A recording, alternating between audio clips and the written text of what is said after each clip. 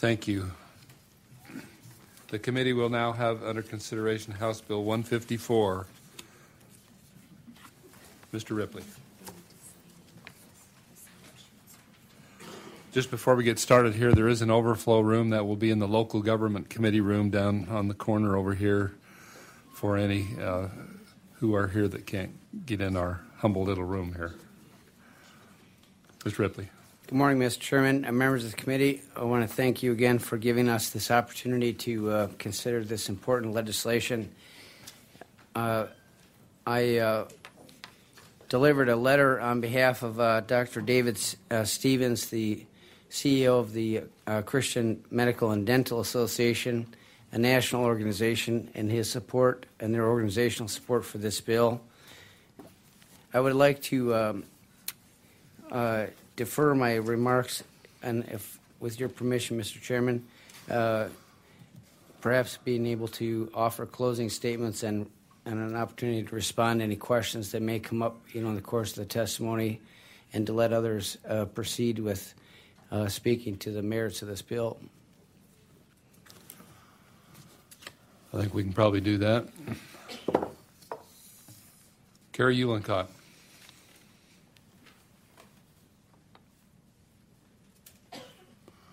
Welcome to State Affairs. Thank you. Mr. Chairman, members of the committee, my name is Carrie Uhlencott, and I'm Legislative Coordinator for the Right to Life of Idaho. And I so appreciate this opportunity to testify in favor of House Bill 154. Now, we know that Planned Parenthood has initiated plans nationwide to install what are called webcam facilities in all of the states in Idaho. And we have convincing evidence that they want to implement webcam facilities in our state, as they have already done in Iowa beginning in 2008. We have printed correspondence indicating that Planned Parenthood of the Great Northwest out of Seattle has been actively pursuing the use of webcam facilities here in Idaho. Specifically, they want to partner with the Bellevue Public Health, which is in Wood River Valley, the Wood River Valley area, which is in Blaine County.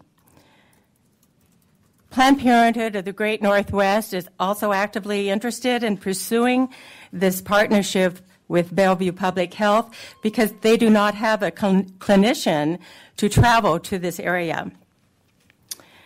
This correspondence that we have also indicates that Planned Parenthood of the Great Northwest is investigating their options of providing a webcam facility in Twin Falls. Now, if Planned Parenthood's plans become a reality, webcam abortions could be done here in Idaho.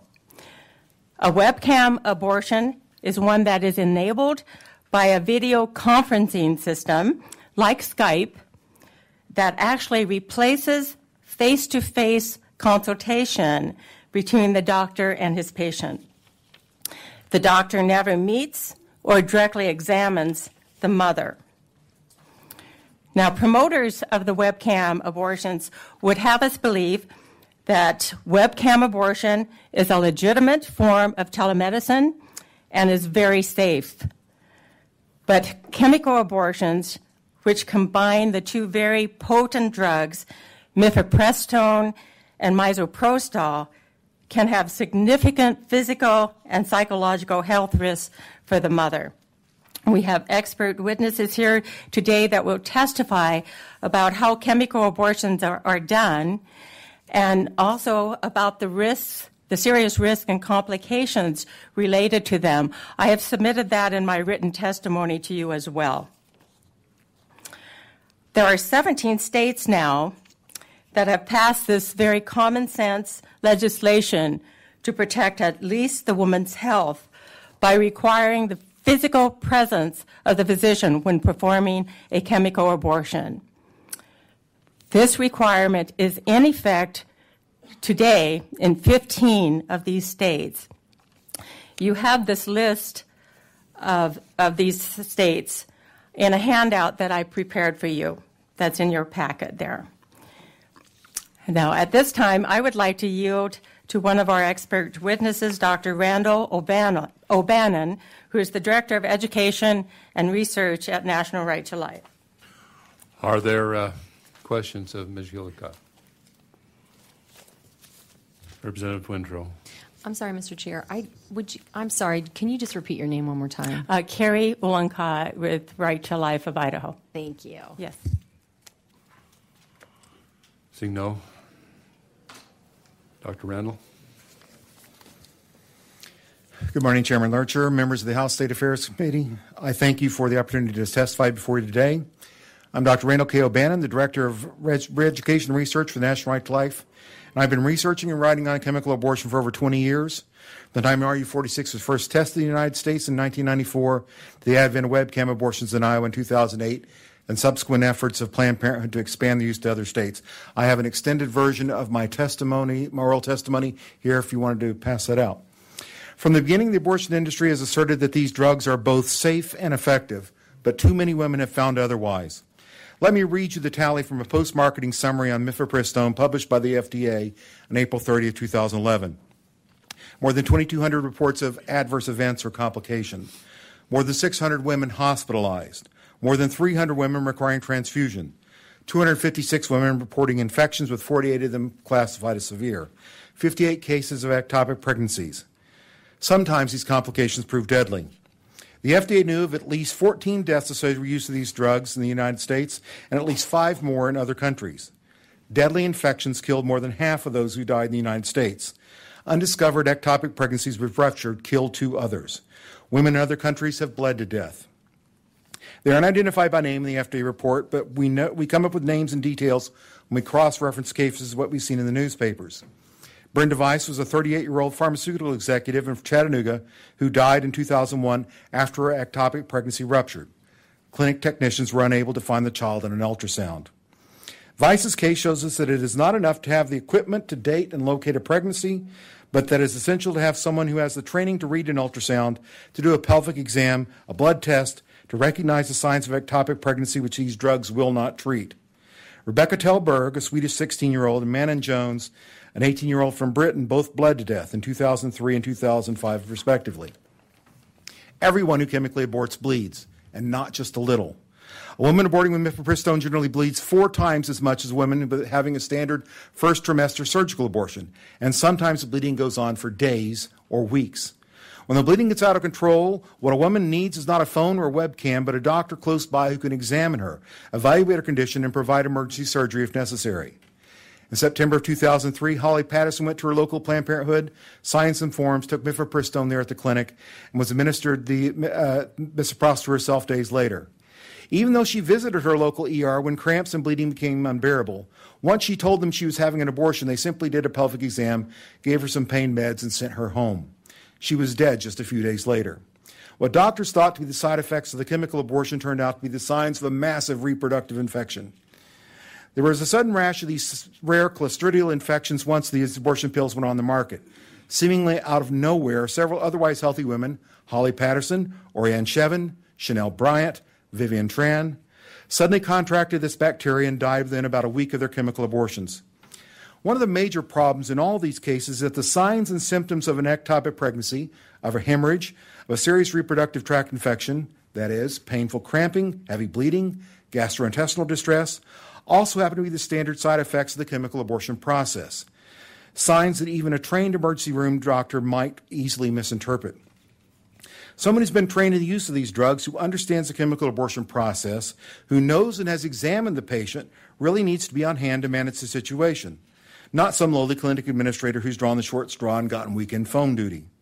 No one is saying that every woman dies, but these women were, from all we can gather, in good or even perfect health before taking these abortifacients.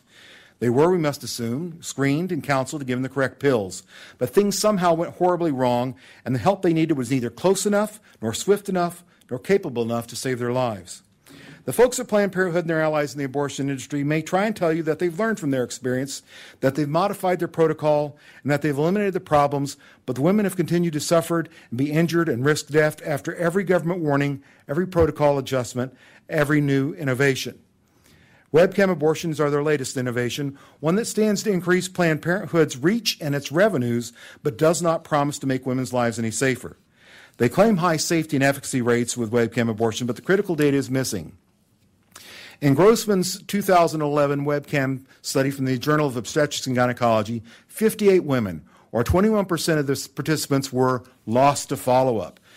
Nearly 4 times that many, 207, the report says, declined participation in the study or were not invited. This is, in fact, one of the chief problems with webcam abortions. Not the women who dutifully check in, reporting that they survived their chemical ordeals, but the ones who don't. Those who disappear, who go through the arduous, dangerous, bloody process without ever meeting the doctor in person who's charged with their care. Researchers have you ignore those lost women and calculate safety and efficacy from only those women with whom they were able to follow up. That's part of how you get a 99% success rate. While possible that these lost women's cases were non-problematic, it is also possible that these women turned to their own personal physicians or to a doctor in the ER to handle serious problems. Whether these other doctors would have been prepared to handle abortion-related complications, or whether they would even have been told that the woman was dealing with the complications of a chemical abortion, is an open question. Some promoters of abortion pills have told women to tell doctors they're having miscarriages, telling them that the doctors can't tell the difference. If so, they won't show up in any mortality rates or adverse event reports associated with the drugs, but they will be dead or injured just the same. Frankly, we at National Right to Life believe that both women and their unborn children would be better off if these drugs weren't sold in the U.S. at all. But if they are going to be sold, the least we can do is make sure that the mother's life isn't going to be put at further risk for the convenience and economic benefit of the abortionist. Even in Grossman's 2011 study touting women's satisfaction with webcam abortions, a high percentage, 25%, still said that we preferred being in the same room with a doctor. Perhaps the industry considers a few ruptured ectopic pregnancies, hemorrhaging patients, or life-threatening infections as statistically insignificant, acceptable losses, just the cost of doing business. But I don't think the rest of us do. Not when lives hang in the balance, not when this is an entirely elective procedure, not when we can put a doctor in the room to ensure a more responsible standard of care. I urge you to pass HB154. Protect women's health and make sure these doctors do their jobs. I'd like to yield to Terry Lennox of Rachel's Vineyard Post-Abortive Healing Ministry. Are there questions? Representative McCrosty. Thank you, Mr. Chairman. Dr. O'Bannon, I appreciate that you've done some good research on this over the course of over 20 years. But I just want to clarify, if you are someone who works for Right to Life, isn't it true that your research is going to have a particular slant in favor of a particular position and that the research is not necessarily unbiased? Mr. Chairman, Representative, I obviously am concerned about the life of the unborn child, but I'm also concerned about the life of the mother because I am pro-life. I'm committed to the value of every single human life, and that includes both the mother and the child. We're in a situation here where it's not just that one life is at risk, the child's, but also the mother's. And I don't think that's being considered in the rush to sort of bring in this new webcam abortion. And so that's why I stand here to make that comment. Follow up? Representative McCrosty. Maybe I can be more direct in my question. Is your research on this matter unbiased? Mr. Chairman, I believe what I have told you are simply the facts. These are not from studies that I have done of women who have had these abortions. These are not newspaper reports that I've written of these women's lives. These are reports that I've gotten from mainstream newspapers, reports I've gotten from mainstream journals, and I'm reporting to you that data that is in those. Further questions? Representative Crane. Thank you, Mr. Chairman. Doctor, I don't know if this is an appropriate question for you or not, but are you familiar with these drugs, and could you tell us how these drugs actually work? Mr. Chairman, Representative Crane, I can, but I believe someone else may be doing that. If it's all right with you, I'll be happy to come back up at the end if no one has done that at this point, but I could be happy to do that. Thanks. Further questions? Thank you. Thank you. Who's up next, Terry? This is Terry Lennox.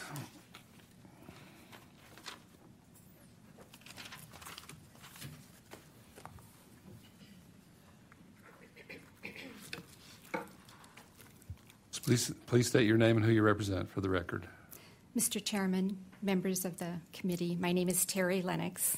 I'm here to represent Rachel's Vineyard Post-Abortion Healing Ministry. I support this bill without reservation. A woman who chooses the option of chemical abortion has little time to grapple with the life-altering decision that she makes under often heart-wrenching circumstances. The physical presence of her doctor is not only ethical, it's critical to ensure her physical and emotional safety and survival. As medical and mental health care professionals, our assessments are always more accurate, more finely tuned when we establish a trusting in-person rapport with our patient. We look for subtle but significant clues. The woman on the other side of the monitor may be smiling, but tears may be slipping down her cheeks. She's perspiring heavily, maybe tapping her feet. It may be easier not to know, but before she begins the arduous ordeal she deserves, informed consent, compassionate, competent, proactive medical care. I'd like to move for brevity to psychological considerations. The physician meeting directly with the patient will allow that her psychological status is addressed. To be sure that there isn't a mental health diagnosis, that there isn't, for instance, a substance abuse issue, she doesn't present with acute distress or depression that might affect her decision-making process. It's important to establish if she's feeling pressured, perhaps by family or a boyfriend or a husband. 56% of those seeking abortion do report having been pressured either by individual or by circumstances. What is her level of maturity, responsibility? What is her likelihood of compliance? Considering the fact that this would be a multi-step process, and it's very essential that she would have follow-up to be sure that the protocol has been completed, that the abortion is complete, and that there aren't physical or psychological considerations. Over half of post-aborted women report symptoms consistent with post-traumatic stress disorder. The woman who has experienced chemical abortion is particularly vulnerable. Surgical abortion, traumatic on its own, is at least a single event where the woman does not leave the clinic without wondering whether or not she's pregnant. She knows she's no longer pregnant. And her physical symptoms diminish after a few days. A woman who's experienced a chemical abortion will years later describe to us the feeling that her baby has died at her own hands. The multi-step process may take days, it may take weeks to complete the abortion. Meanwhile, she's alone with her thoughts. Virtually all of the women who have attended our retreats report having felt feelings of regret, even horror, once the bleeding and the cramping began. All of them wondered if somehow they should try to intervene to save the life of their child. One woman said to me, this is her verbatim statement, I sat on my bathroom floor watching the lifeblood of my baby pour out of my body. Another reported, it seemed to go on, and I hopelessly looked at each blood clot, wondering if one of them might be my baby. Others have reported a sense that their baby was dying as the days and weeks passed, or that perhaps their baby had tried to survive. At least one woman reported that when the doctor told her that he could find no products of conception, She wondered if maybe she had never been pregnant, and this greatly complicated her recovery. Individuals who suffer from PTSD have often flashbacks and intrusive thoughts that are triggered by events that remind them of the initial trauma. Women who've had these medical abortions have experienced their trauma in their own homes. Home is recalled as the place where my baby died. Many have described to us mild cramping and bleeding of normal menstrual periods as a monthly reminder of what I have done.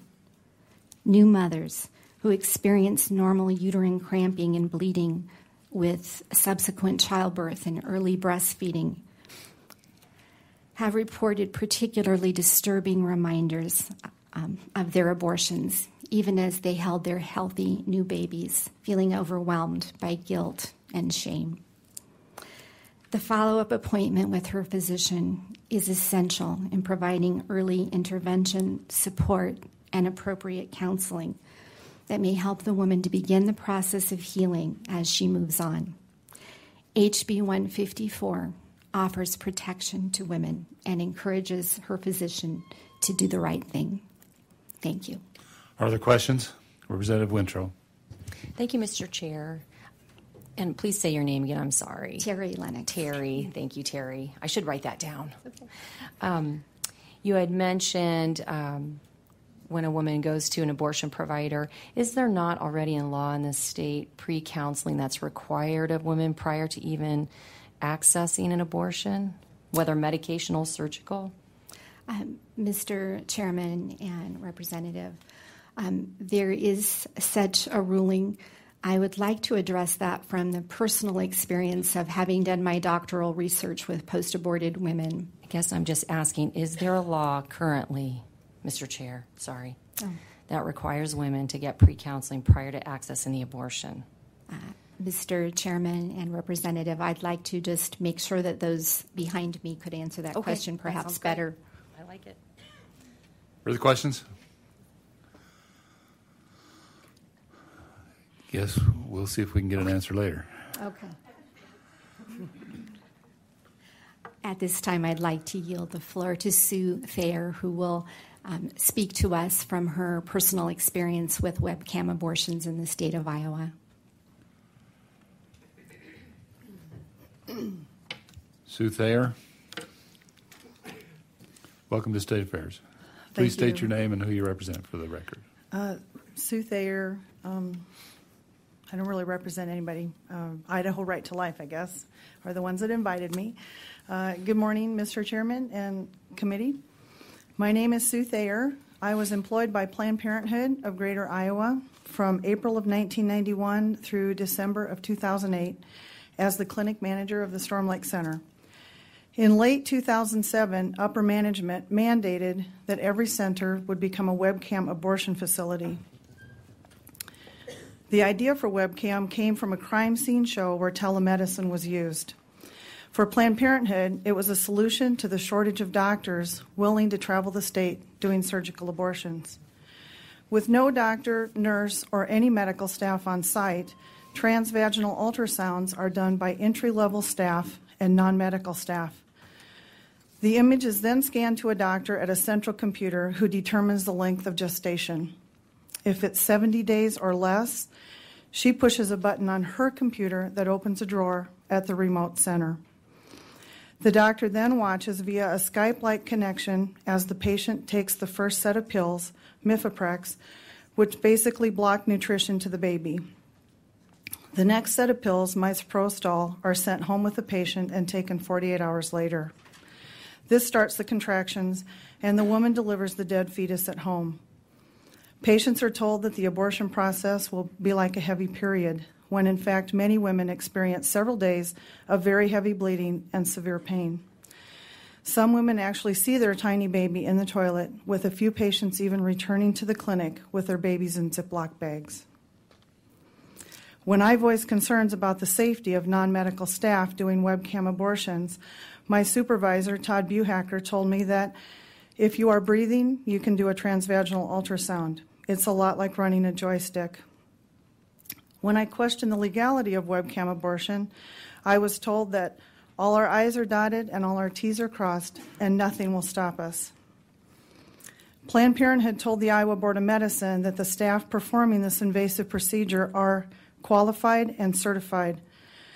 This consists of a day of watching the procedure being performed by another staff person, most likely another person with no formal medical training. Planned Parenthood touted their new style of abortion as the first in the nation, with plans to market the protocol to every Planned Parenthood and family planning clinic in the country, effectively opening an abortion facility on every corner. All equipment necessary was donated by a large benefactor at no cost to Planned Parenthood. They charged the same for a webcam as for a surgical abortion, making it a big moneymaker. There is no overhead for medical staff, travel, or surgical equipment. And just like every service and product at Planned Parenthood, there is a goal for the number of abortions done at each center. In states where there is no waiting period for a woman seeking abortion, including Iowa, women can learn they are pregnant and abort their baby all in one short visit. Staff are trained to tell anyone with a positive pregnancy test, we can take care of that problem for you today, 45 minutes in and out. Clinic managers were told not to share the news of the implementation of webcam abortion with anyone. They wanted to establish a standard of care by doing at least 1,000 webcam abortions before anyone learned about them. In Iowa, even when pressed repeatedly by news media, Planned Parenthood would neither confirm nor deny their plans for webcam abortion. Instead of putting up billboards or doing press conferences, they quietly advertise webcam abortion to a woman who has just learned she is pregnant. A colleague of mine, manager at a large center in a university town, said that since the start of webcam abortion, all she did was occurrence reports due to the fact that there were so many complications and complaints. Patients would return to the clinic with horrible stories of their at-home abortions. At no time during the procedure is a woman examined by a doctor, nurse, or even a medical assistant. At the time I was relieved of my duties, I was offered a large severance package from Planned Parenthood in exchange for signing an agreement that I would never speak of my time at Planned Parenthood. Thank you. Are there questions? Representative Crane. Thank you, Mr. Chairman and Ms. Thayer. So I want to drill down a little bit on what you said here. I think I've got this correct in your testimony. Patient comes and they take a set of pills called Mifeprex, which basically starves the baby, and then 48 hours after the baby has had no nutrients flowing to its body, that's then when they follow up with misoprostol to actually start the process to remove the baby from the body. Mr. Chairman and Representative Crane, that's correct. The first set of pills are taken at the clinic, viewed by the doctor over the webcam connection, and then she takes the other set of pills home with her and takes them at home. And that's what starts the contractions, and she has the abortion at home. Thank you. Further questions? Thank you. Thank you. Sue Philly.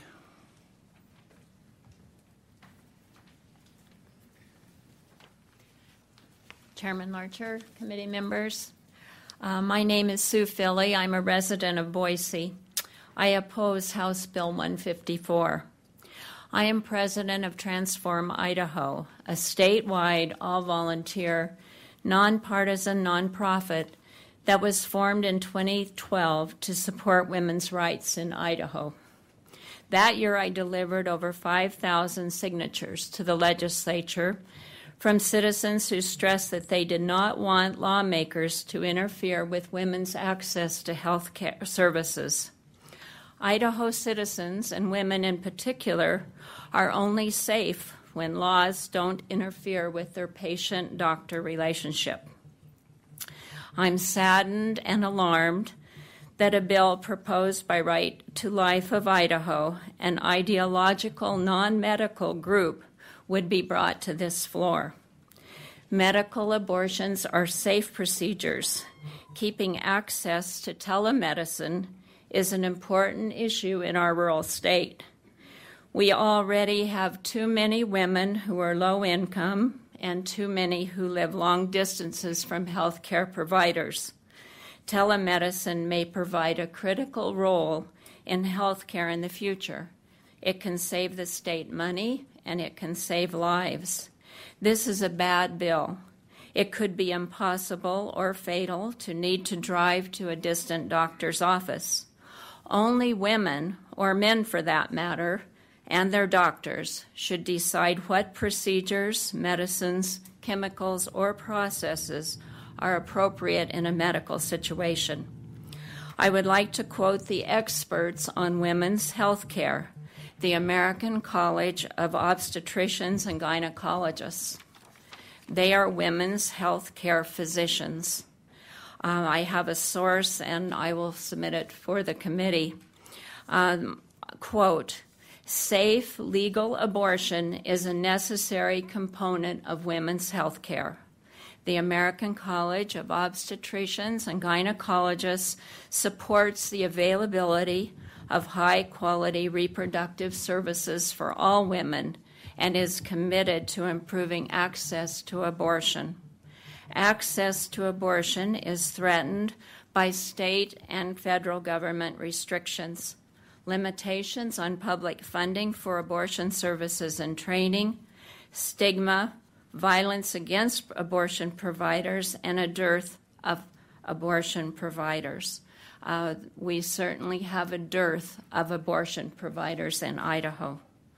Legislative restrictions fundamentally interfere with the patient-provider relationship and decrease access to abortion for all women, and particularly for low-income women and those living long distances from health care providers, end quote.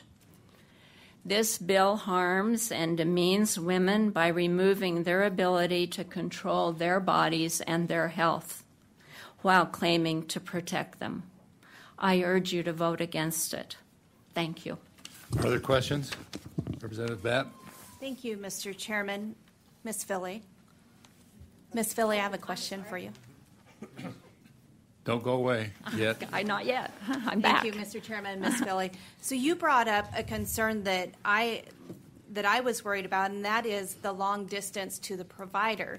And I think I may be thinking of it from a little different aspect. If the person that is taking that second dose is now in the convenience of their home, but they live so far away from their provider, if they're to have an accident or they have excessive bleeding, how are they supposed to get to their health care provider?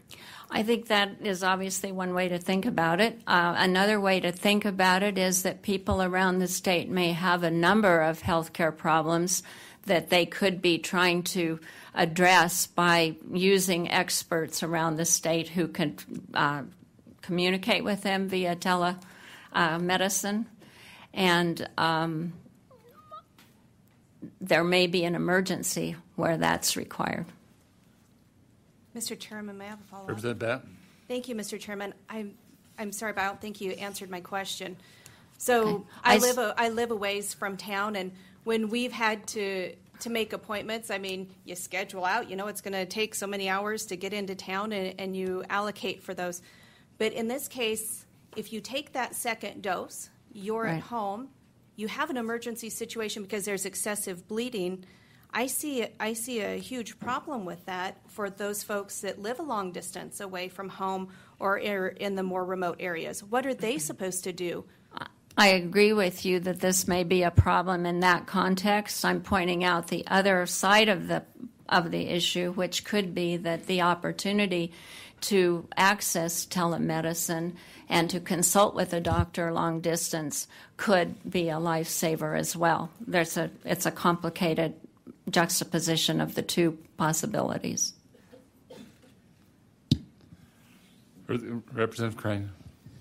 Thank you, Mr. Chairman. Ma'am, so following up on some line of questioning that I had with the last lady that presented and her explanation of how the process works. Mm-hmm. So are you saying that you think it's okay to starve a child of nutrients? Personally, I am not an advocate of abortion. personally, I am very, very concerned about other people making that decision. I feel that everyone in this room who is opposed to abortion has ample opportunity to make that decision to not choose to have an abortion. But I'm very committed to the issue of women having control over their own bodies and their own decisions. Follow up. Representative Crane. Thank you, Mr. Chairman. Ma'am, but don't you see the concern as a policymaker that the dilemma that we're in, that if there's a drug being prescribed that is starving a child of basic nutrients to live, don't you find that for us as a lawmaker that puts us in a very difficult position? I think it's much too complicated for you as lawmakers to make laws that are so unilateral and that are not in line with what a patient and a doctor may be talking about, where a woman's life may be at risk. I think that the focus only on the fetus is of concern to me, the ideological perspective of that. Okay, thank you. Further questions? Thank you very much. Thank you. Misty Tolman.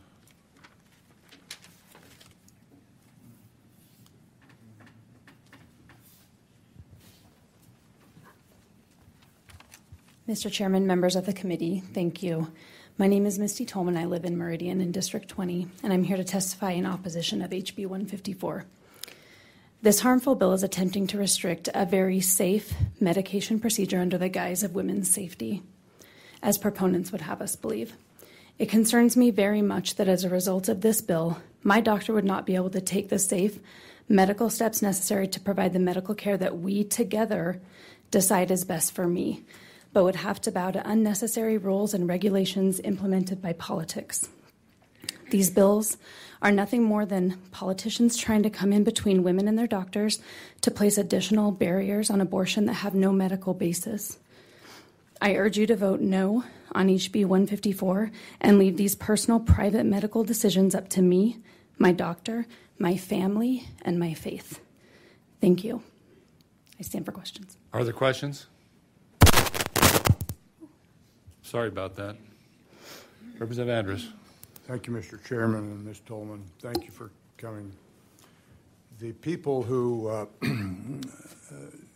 support the right for a woman to have an abortion say that it's her body and she has the right. Do you feel that where there's a fetus involved, that is another person, and that the woman also has a right to involve the right of that third person in a situation regarding abortion? Ms. Tolman. Mr. Chairman, Representative Andrus, I feel very strongly that when it comes to a woman's right to choose what happens to her body, that decision should be left up to her. Follow up. Representative Andrus. Then, Ms. Tolman, you don't feel that the fetus represents another individual and another life? Ms. Tolman. Mr. Chairman, Representative Lurcher. I again strongly feel that this choice is left up to a woman when it is involving her body. I feel that this procedure is done extremely safely in an extremely early period of pregnancy. Sorry. Representative Batt. Thank you, Mr. Chairman and Ms. Tolman. So let's go to the actual legislation itself. Okay. Can you walk me through and show me, I guess, what in the legislation is so out of line? I mean, I guess this is ignorance on my part, but just going through, it's asking the doctor that they assess the duration of the pregnancy. If clinically feasible, they want to make sure that it's within the uterus and not within the fallopian tubes. They then want to make sure that if there's the ability to provide the surgical intervention, that they do that. The next section, they want to make sure that the patient has accessibility to a facility with blood transfusion. I guess, what are you seeing in the actual legislation? So let's point to the bill that's so out of line here. Ms. Tolman. Mr. Chairman, Representative Batt, I would like to take the chance, as others have, to yield that to the experts who will be coming after me when it comes to the actual legislation of the bill. But I would just like to point out that that I feel like the medical expertise that my doctor has should be relied upon, not having him have to look into Idaho code to see what is okay or not okay to do with the decision that he and I made medically for my safety. Thank you. Further questions? Thank you. Thank you. Muriel Roberts.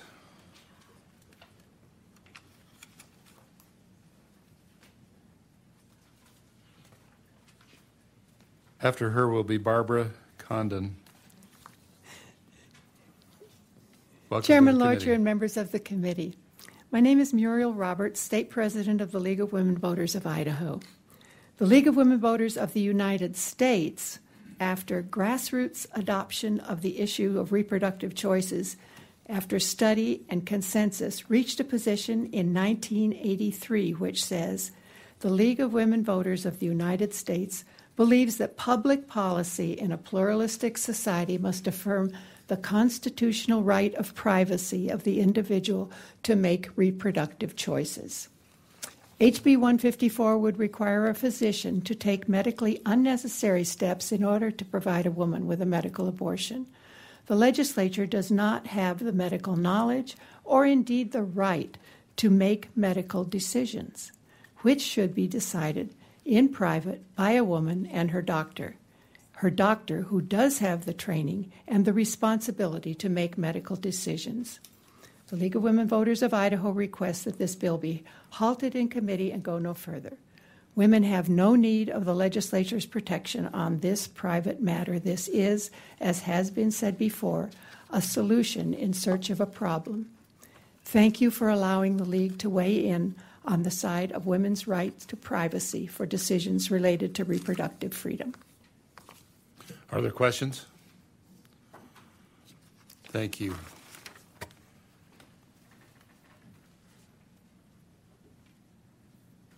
Following Ms. Kondo will be Marilyn Scott Francis.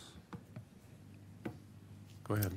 Thank you, Mr. Chairman and members of the committee, for allowing me to speak. My name is Barbara Harrison Condon, and I'm a pastor in the Evangelical Lutheran Church in America, and I live in Idaho Falls. This bill is harmful to Idaho women. Medications that end unwanted pregnancies have been safe and legal in the United States for over 10 years.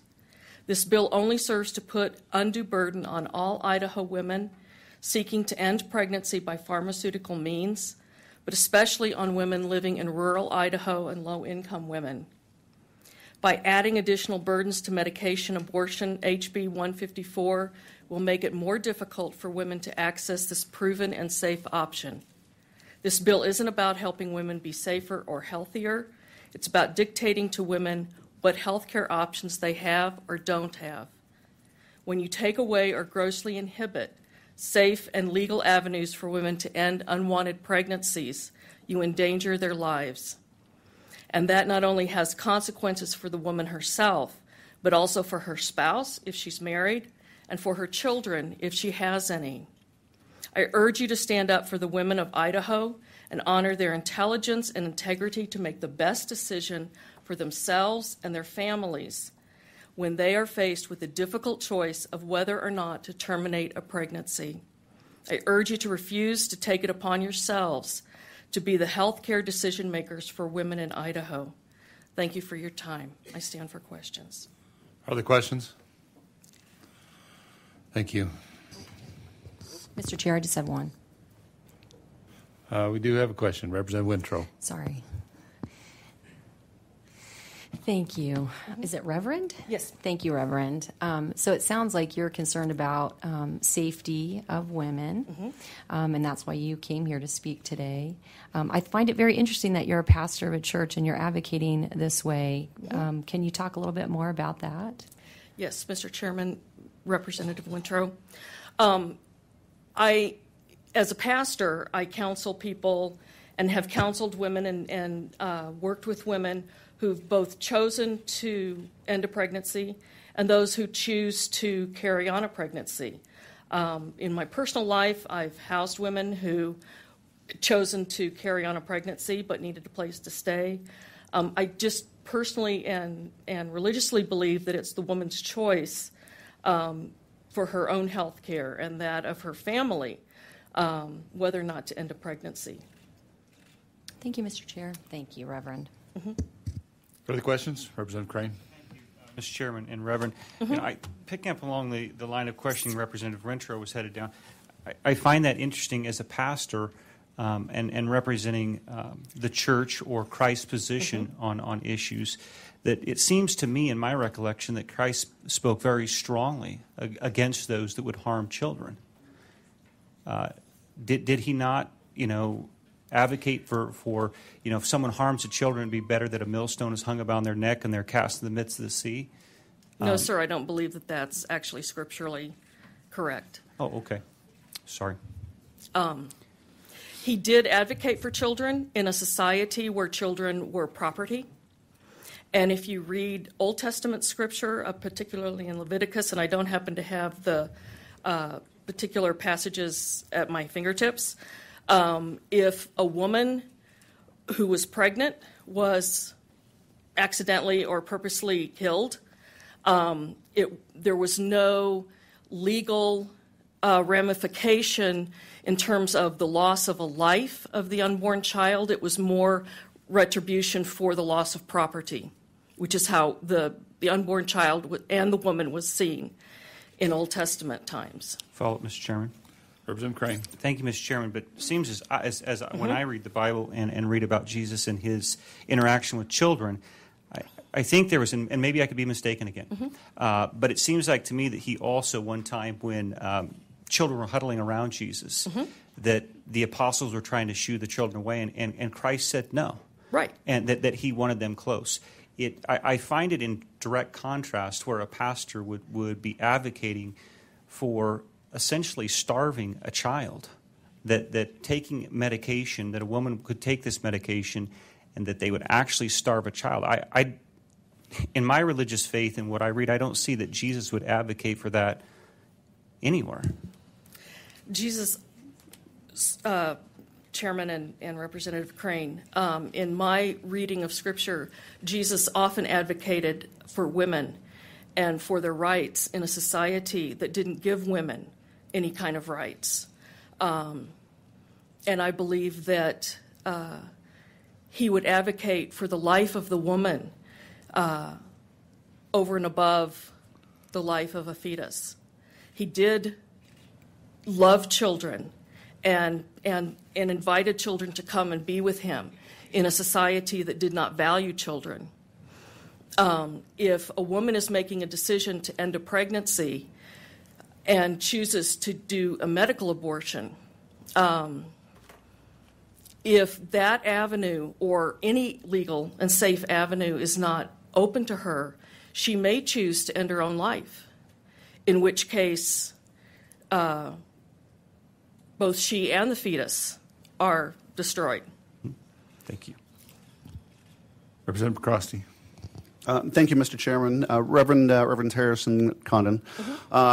When I go down to a different line of questioning, earlier it was testified to that as women come for these procedures, that there is very little time to grapple with the effects, the consequences of this decision. As someone who has been a counselor or has served in that type of a role, can you tell me, because I'm a man and I have never gone through this experience and I will never go through this experience. Can you tell me what goes through a woman's mind? Is this a decision that a woman takes lightly? No, the women that I have encountered and dealt with do not take this decision lightly. It's a difficult decision. No woman wants to find herself in the position of being pregnant when she does not want to be pregnant, however that happens to occur. It's a difficult decision, but one that she makes with her physician and sometimes with her faith counselor and family, that weighing everything in her life and for her family, what she might need to do, the best course of action may be to terminate the pregnancy. Further questions? Thank you. Thank you. Mr. Chairman, I'm sorry. Sorry about that. Representative Barbieri. Thank you. Reverend, I'd just like to focus for a moment it looks to me like this bill is protecting the woman. Mm-hmm. And so, given your faith and your reading, at what point then do you segregate the woman from the baby as a person? So, can you kind of describe how this works out in terms of time? When does the baby a person that you would protect? Well, if you want to look at it religiously, Scripture says that it's when you're born is when you come into full personhood. Follow up, Mr. Chairman. Representative Barbieri. So, what in this bill appears not to protect the woman?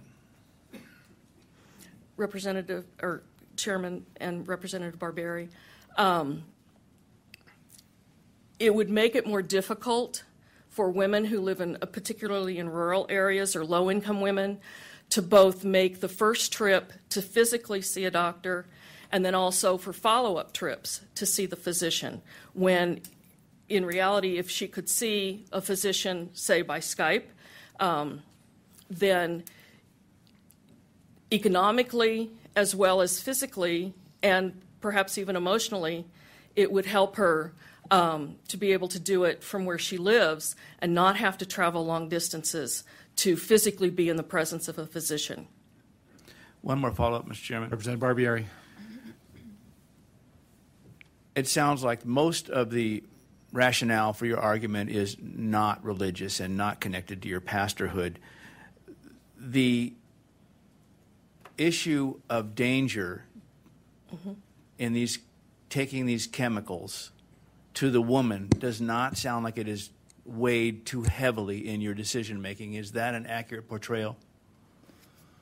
Reverend? Mr. Chairman, Representative, I guess I'm trying to understand your question. Are you asking me if the danger of taking these chemicals is important to me, or? May I reframe, Mr. Chairman? Rephrase. Yes, there is a balance, obviously, at least with respect to the danger to the baby and the danger to the expectant mother. My question is, in your decision, are you weighing that balance as though the danger were non-existent, or that there is just not enough chance for there to be a danger to the expectant mother? Reverend? Chairman, Representative, in any medical procedure, there is danger. Any medical procedure. And so there's always danger of something going wrong. But overwhelmingly, this has been proven to be a safe and effective method for dealing with an unwanted pregnancy. And I think any attempt to make it more difficult for women to access this method of abortion puts her life and health in danger. Further questions? Thank you. Thank you. Mr. Chairman. Oh, we got another one. Representative Holtzclaw. Thank you You're so not much. going to get off easy today, it doesn't look like. Thank you so much. Reverend, I would just encourage you to go back and read Jeremiah 1:5, Psalms 139, 13:16, and Exodus 21:22-25. Thank you. Wasn't a question there at all. Thank you very much. Marilyn Scott Francis, to be followed by Julie Madsen.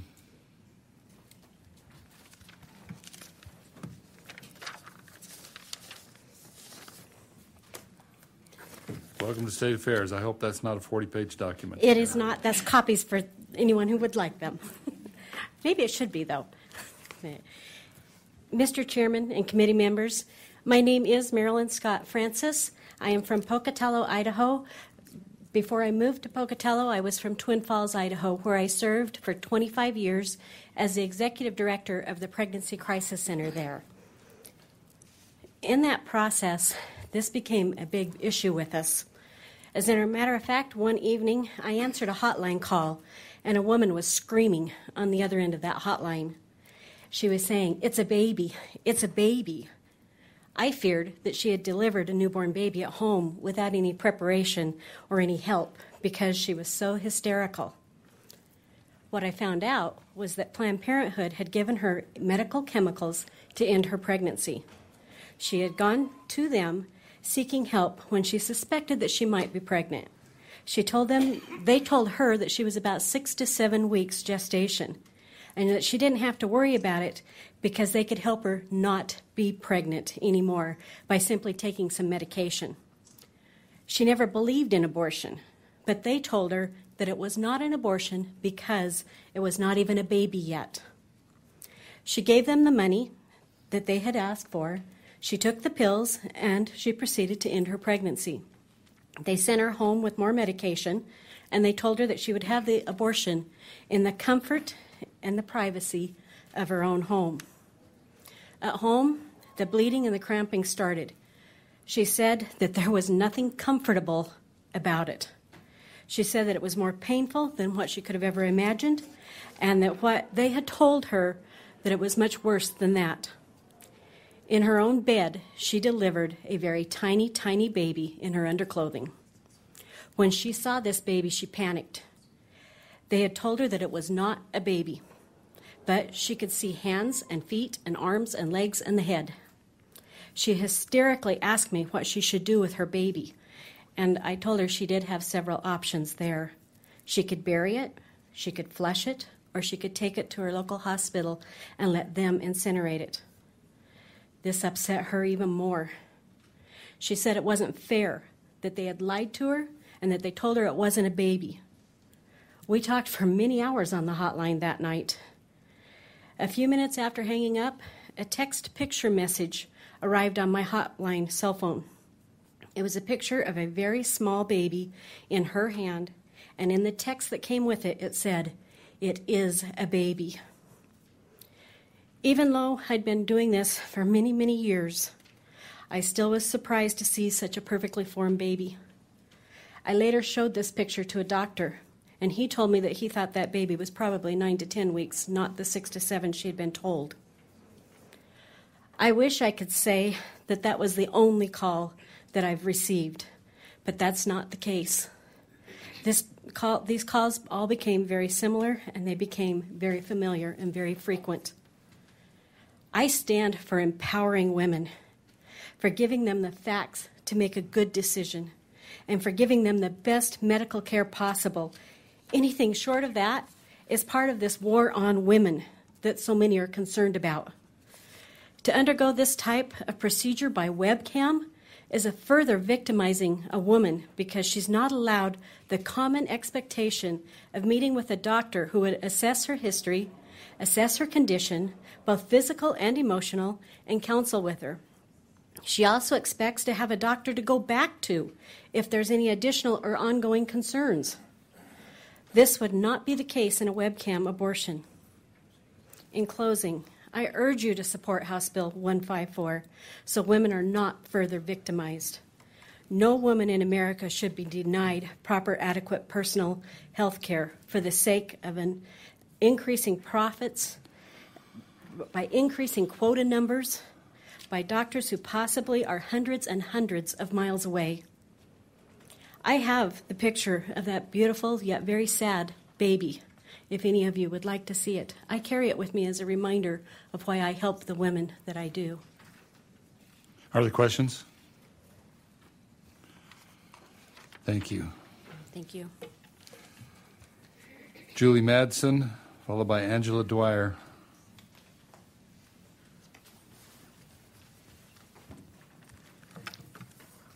Good morning. My name is Julie Madsen. I live here in the Treasure Valley. I'm also a practicing physician, and I'm here to testify today in firm opposition to this bill. My opposition comes from a variety of reasons. First, as a physician of almost 20 years, spent in the practice primarily of emergency medicine, which is my board certification, and also wound care, I've had the opportunity to take care of many women experiencing both spontaneous abortion and other gynecologic emergencies in the emergency department. I'm wary of a group of medical laypersons such as you specifying the practice of medicine. And that is exactly what this bill does. It specifies how a doctor provides medical care, including how the care is documented in the patient chart. It also creates a cause of action whereby a physician who does nothing wrong from the standards of their professional society, the Board of Medicine, or any local standard of care may now be sued. There are no other physicians in the state that are held to such an arbitrary standard, and many of us are very uncomfortable with this level of legislative overreach. I'm not a physician who provides reproductive health care or abortion care, but the idea that medicine should be governed by scientific facts and sound medical judgment rather than political agendas is fundamental to all physicians. What are the scientific facts? Abortion is a safe and legal procedure. Medical abortions and surgical abortions have an exceptionally low risk of severe or life-threatening complications. Overall, the risk is less than 1 in 100,000 procedures. To give you a frame of reference, a woman who undergoes a colonoscopy and has a polyp removed has a risk 870 times greater than a woman who undergoes a medical or surgical abortion. That, by the way, is also considered a very safe procedure. I'm not encouraging you to take action or legislate the practice of gastroenterology. I offer these numbers only to put them into perspective. With every medical procedure that's undertaken in the state, whether it be brain surgery, open heart surgery, or telemedicine of stroke patients, this legislature defers the standard of care to physicians, and it should continue to do so. How does this bill negatively affect physicians? It creates new and unprecedented requirements for physicians. Our existing state law already specifies that a physician has to provide abortions in an environment that's properly staffed and equipped, and that there are arrangements for the care of the patient in the event of complications. It already allows for physicians, rather than the legislature, to determine what are safe practices. By changing this provision only for the provision of chemical abortion, we may be placing our doctors in a situation where they're going to have to choose surgical abortion preferentially over chemical abortion. There are a few problems with that. One, surgical abortion is performed later, and we may be forcing women to seek abortion care later in their pregnancy. We know that's associated with greater risk. How does the bill negatively impact patients, Idaho women? We know that medical abortions have significant advantages over surgical abortion for some patients. Most notably, they can be performed earlier in pregnancy, as I've discussed.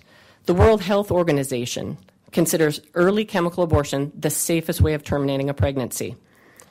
The legislature should not be making a determination that flies in the face of research from the World Health Organization, the American College of OBGYN, and the State Board of Medicine. We know that both are safe options, and we know that women deserve the right with their physician to make that choice. My concern about future access and the comments that have been made in this committee regarding webcam abortion is that I think that it's profoundly misunderstood. I'm a physician who has provided telemedicine services in this state. I understand the rules of that very well. I can tell you that at no point was money-making my motivation. The motivation of myself and my employer, which is one of the larger healthcare systems in the state, was to increase access to patients who would not have access to specialty services. And I can tell you that most of what is done routinely in a telemedicine setting, including many of the decisions I made via telemedicine, are much riskier than chemical abortion. For example, telemedicine stroke care, where the patient has a 10% risk of having a massive stroke. Again, I'd encourage you to allow the medical field to govern risk and the practice of medicine for these sorts of reasons.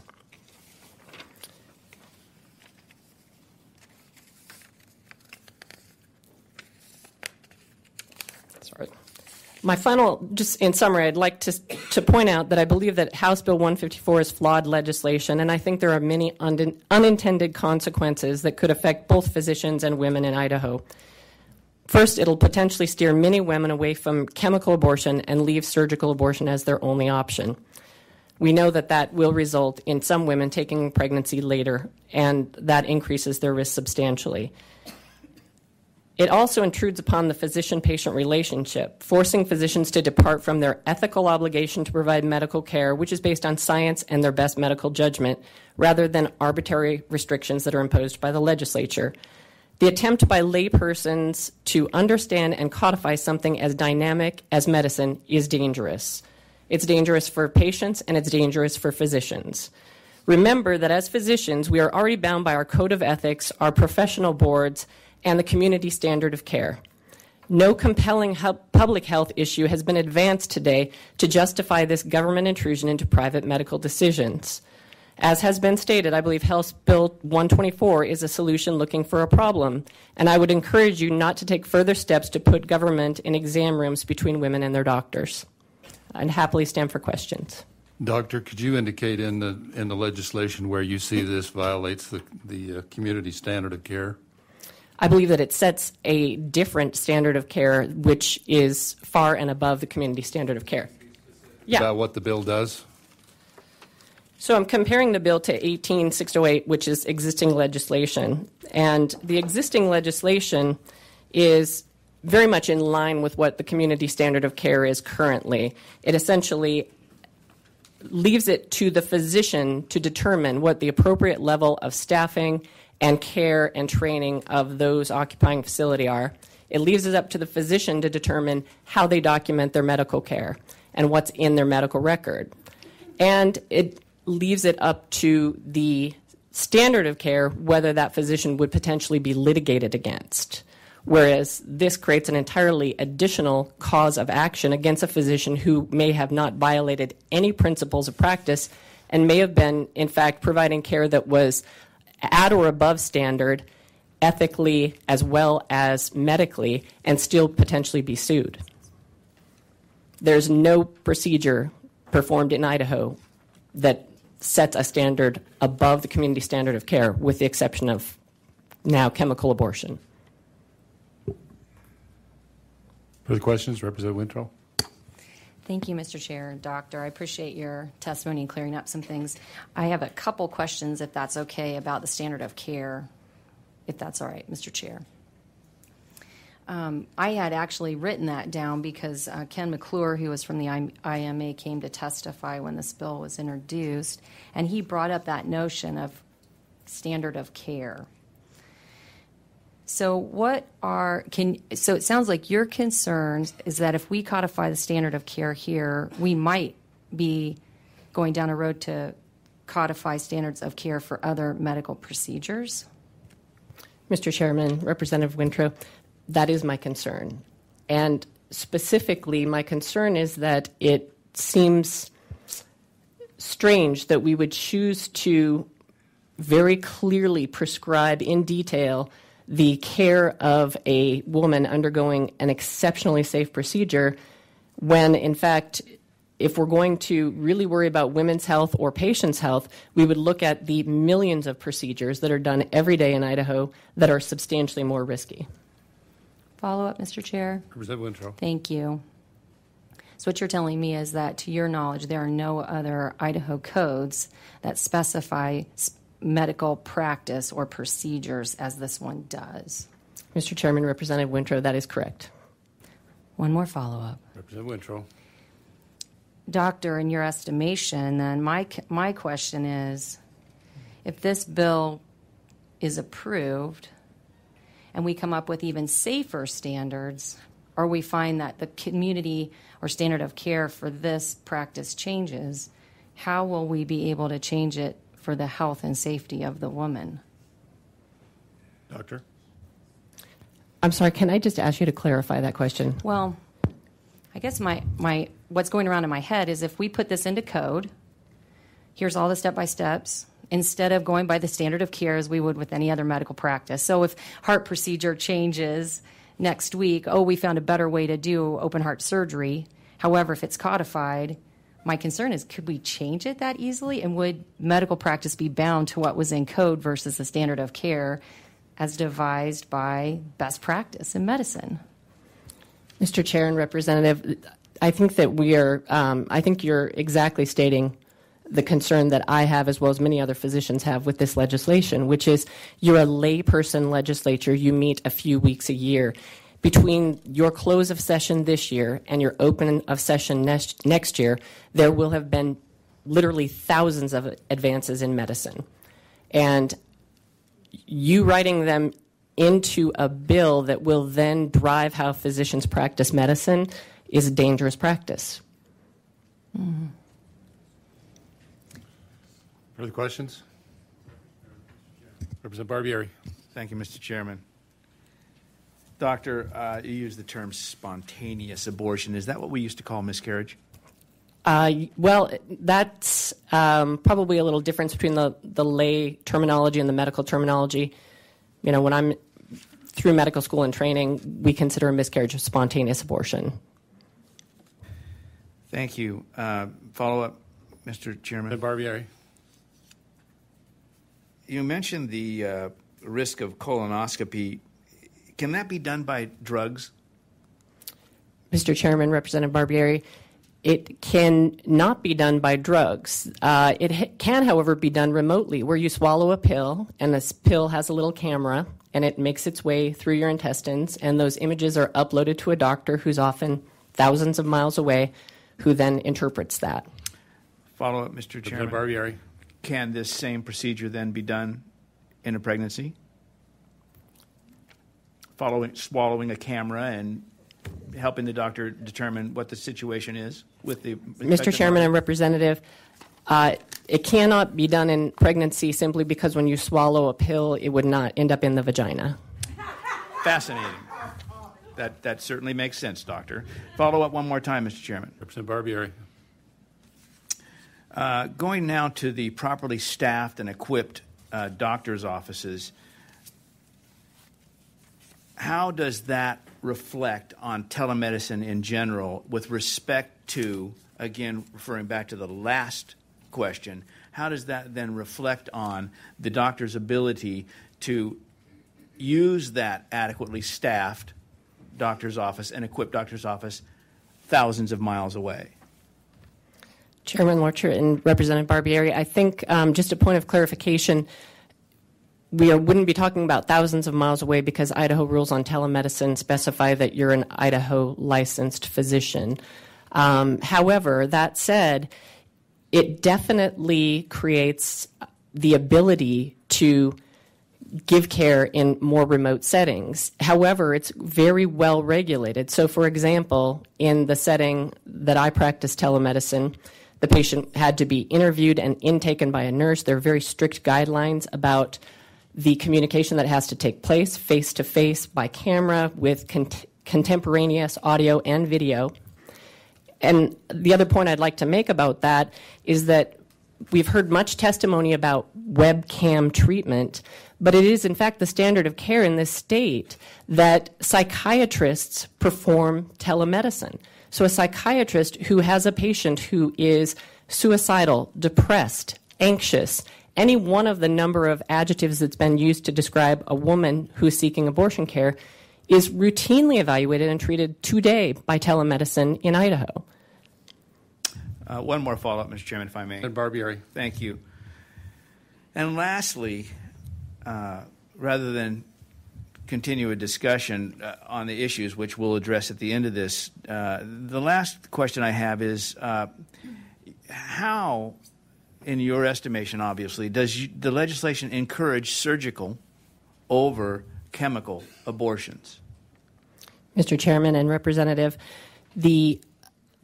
by creating increased obstacles for physicians who perform medical abortion, what we see that happens typically in a medical practice when there are extensive regulations that are imposed upon a physician practice is that the costs of complying with government regulation in a practice often drives practitioners to abandon that practice because of the extra costs that are unnecessary but required. I'm sorry, Mr. Chairman, but she did just raise an issue that appears contradictory I want to try and address, if I may. Representative Barbieri. Thank you. A moment ago, we were talking about raising fees and the ability to bring money in to pay for one's overhead. And now we're talking about driving up costs, and which would raise fees, which would increase the amount of income. Is there any, would you like to kind of explain that apparent dichotomy there in terms of one using telecommunications, telemedicine for income purposes, and one recognizing that there are certain standards that must be complied with that are going to cost the doctor's office money? Mr. Chairman and Representative, I think I understand your question, and I want to clarify my earlier statement regarding telemedicine was that, in fact, as a provider of telemedicine services, my primary motivation in providing those services was not reimbursement, but to increase access to patients who lived in rural areas of the state. Representative Batt. Thank you, Mr. Chairman. I was reflecting back on Marilyn Scott Francis, who had testified that she had a phone call from someone who had performed the chemical abortion saying, it's a baby, and now what do we do with the baby? My question to you is, what do they do with the baby? Representative Batt and Mr. Chairman, that's actually an interesting question. If you bring that baby into the hospital, as I had one patient do when I worked in the emergency department, had a 12-week spontaneous abortion at home, and she brought that into the hospital. And I can tell you that the position of the administrator on duty was, we have to take that fetus and submit it to the lab for evaluation. And I was faced with a woman who was tragically tearful. This was a much-wanted pregnancy, and she miscarried at home. And what she told me was, I need to bury my baby, which certainly put me in a situation where I had to choose between hospital practice and what I thought was most appropriate for this woman who clearly was smart enough to make her own decisions about how she and her family wanted to grieve the loss of pregnancy. And I tried to create as kind of a container as possible and had her leave with that so that she could follow her own conscience and choose with her family how to best handle that situation at home in their own privacy. Further questions? Representative Wintrow. Thank you, Mr. Chair and Doctor. You may not have this answer since you're not an abortion provider per se, but you might know medically. But let me first actually have two questions. One is about telemedicine. So what are some of the common telemedicine practices that we have here in the state of Idaho right now? You talked about psychiatry and psychology and the colonoscopy and stroke. Is this being widely used and considered in our state? Mr. Chairman and Representative Wintrow, telemedicine services in the state of Idaho are rapidly expanding. Currently, the ones that you have just mentioned are routinely employed on a weekly basis. My personal experience is that I perform telemedicine services for patients with wounds, so wound care. It's also very commonly used for for follow-up for patients who have been seen in other areas. So, for example, we have a relationship with the University of Utah where patients who are severely burned, we telemedicine with them while the patient's here, transfer the patient there, and then their follow-up care is done here via telemedicine with the specialty center in Utah. So there are many, many active areas of telemedicine, and in fact, the state has really demonstrated by demand and desire and willingness to expand telemedicine as much as it can to serve these outlying communities that otherwise don't have specialists and don't have access to much care. Follow up, Mr. Chair. Representative Wintrow. So, Doctor, I'm getting this feeling like people are sitting in their house on a Skype, but that's not true. They're in a clinic with another medical professional. Is that correct? Mr. Chairman, Representative, that is correct. And in fact, something like Skype is not compliant because of privacy issues. And so there are infinite requirements there that are beyond my IT knowledge regarding the confidentiality of that communication. And I can't give you the details, but in fact, it's not as much like Skype as people would like to think. One more follow-up, Mr. Chair. Thank you. So you've clarified that. It's not me sitting alone by myself in front of a TV monitor. There are professional staff and caring people around me. My last question is, as a medical professional, my research and communication with others indicates that most medication abortions occur very early on in the pregnancy. In fact, most of them within the first 4 to 5 weeks. But we're using this up to, I think, 9 weeks. Typically, what I have read in research, correct me if I'm wrong, is that when a woman has taken the medication, she sheds the lining of the uterus, and it's like a very heavy period. So what we mostly would see are heavy clotting or lumps, not what I'm hearing about starving babies and so forth. Is that true?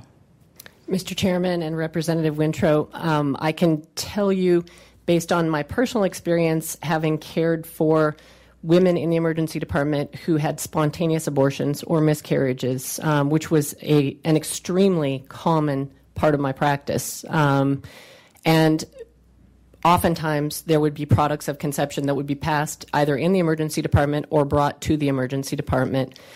In the 100 times that happened to me, I never saw something that was identifiably a baby.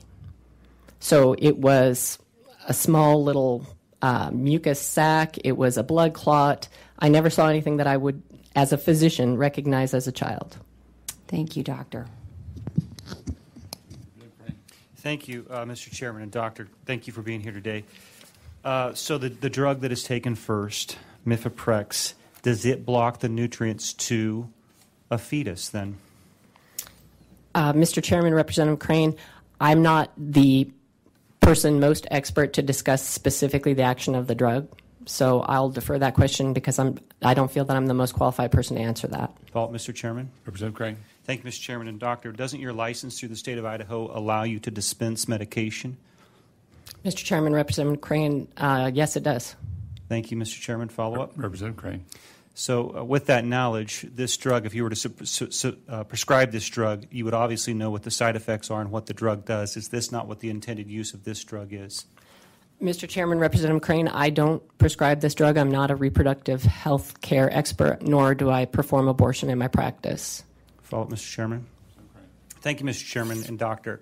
I also have a friend who's an ER doc and has had to be in the situation of trying to make the decision whether they're going to prescribe this drug or not. And so I also have a sister who is an ER nurse, so I know that nurses and doctors in the ER are susceptible at some point to making that decision. What I'm asking you as a medical professional, does this drug, with the knowledge that you have, does this drug not take nutrients away from the fetus?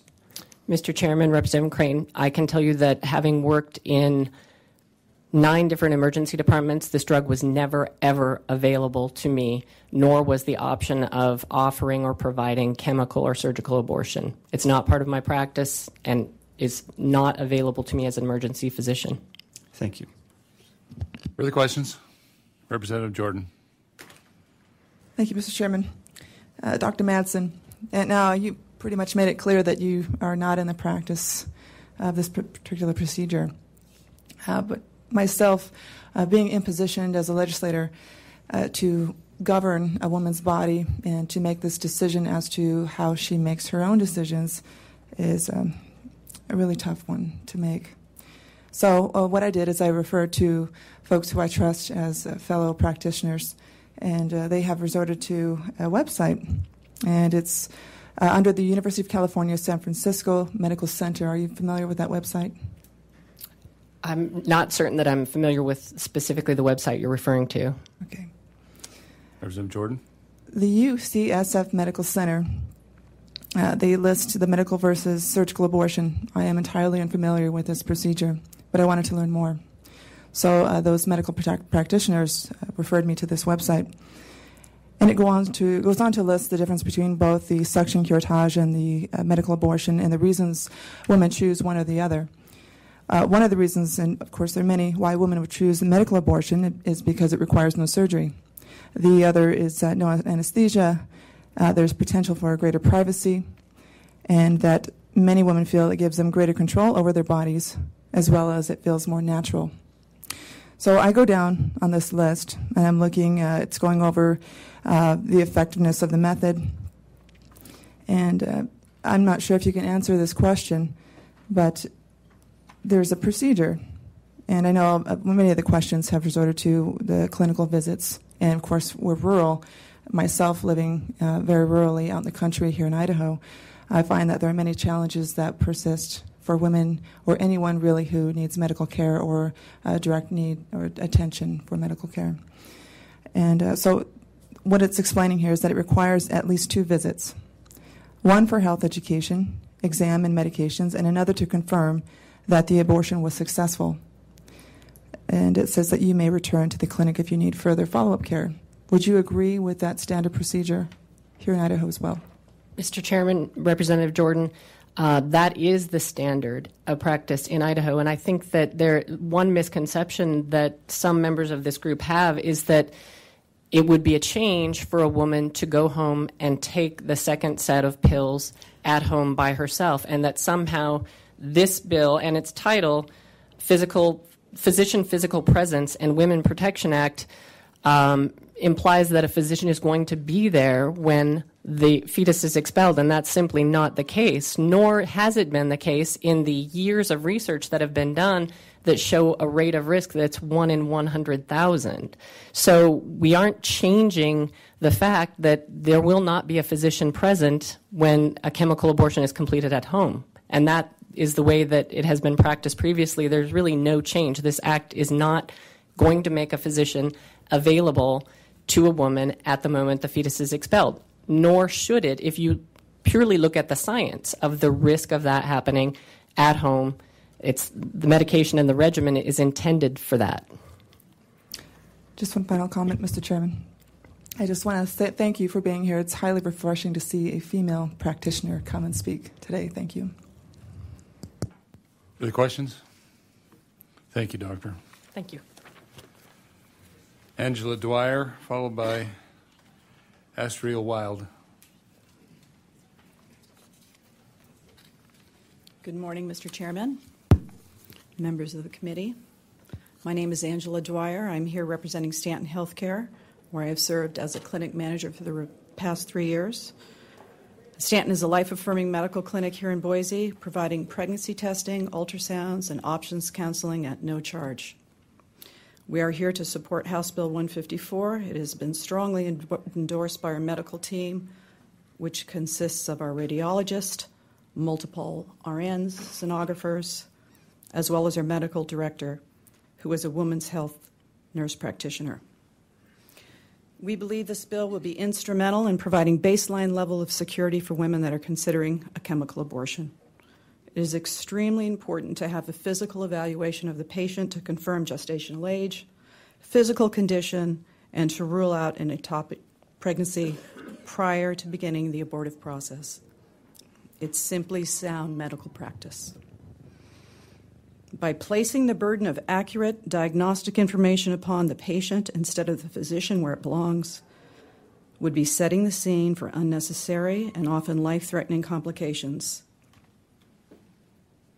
These are very powerful agents that are not without risk. A physical exam and consultation and follow-up care is absolutely necessary to keep these risks to the patients at a minimum. Often these women are young, frightened, and in denial about their pregnancies. They do not always possess accurate gestational information. Often they are much further along in their pregnancies than they believe.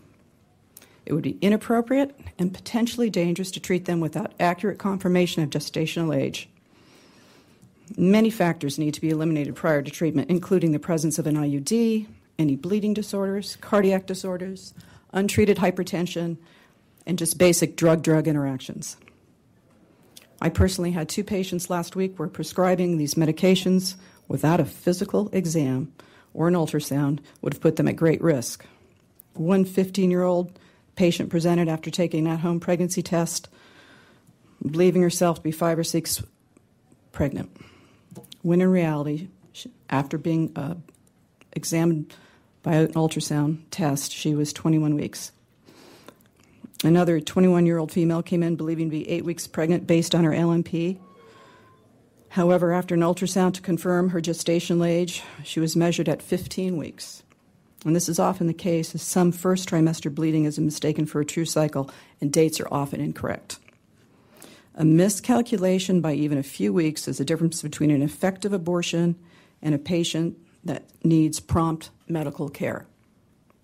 Again, relying upon the patient for this critical information is not sound medical practice, and it has the potential to undermine safe, effective, and appropriate care of that patient. Language barriers can be their own problems. We often have many refugee patients where English they neither speak nor understand, and communication to gain accurate information is not possible. What happens in that case? It becomes a guessing game. We also have a mobile clinic that we take into the more underserved rural areas of the state of Idaho, where providers and emergency medical care can be more than 40 miles away. The thought of dispensing to these women in these areas that are so far from medical services is truly distressing to me. In the face of a serious medical complication, appropriate care is not immediately available. I believe we have a responsibility as lawmakers, healthcare providers, and as women's health advocates to maintain a high standard of practice and to safeguard the reproductive health care of the women of Idaho. I respectfully thank you for your time and urge you to pass this very important bill requiring a physician's physical presence for dispensing an abortifacient. Thank you. Further questions? Are there questions? Thank you. Thank you. Astrid Wild.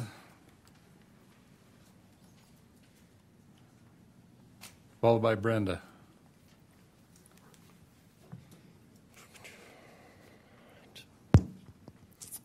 Thank you, Mr. Chairman and members of the committee. My name is Astrid Wild, and I come to you today in opposition to HB 154, because HB 154 is not a bill designed to protect women. It is designed specifically to limit access in Idaho to one of the safest and quickest abortion methods available. Medication abortions are performed only during the earliest weeks of the first trimester. They are only performed in Idaho by licensed physicians, and they account for over 20% of procedures in the state. Medication abortions require fewer office visits and take a shorter amount of time than most other options available currently. A couple of years ago, one of my closest friends was trapped in a scary place because despite being on birth control, she had found herself recently pregnant after being raped by an ex-partner.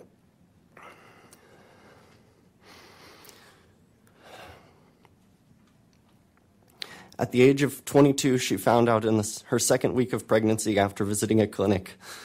And thanks to Planned Parenthood, she was able to receive a medication abortion quickly and safely here in our state.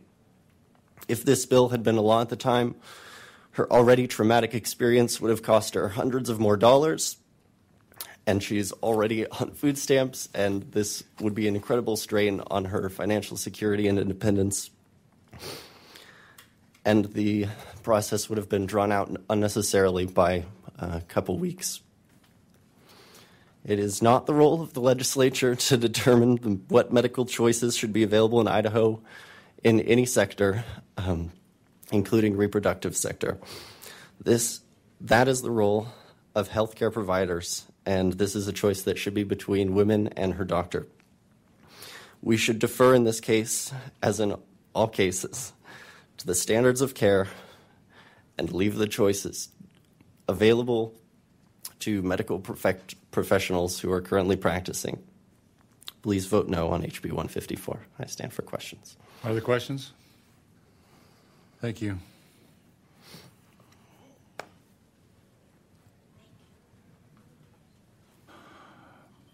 Brenda Salzer, I believe it is, isn't it?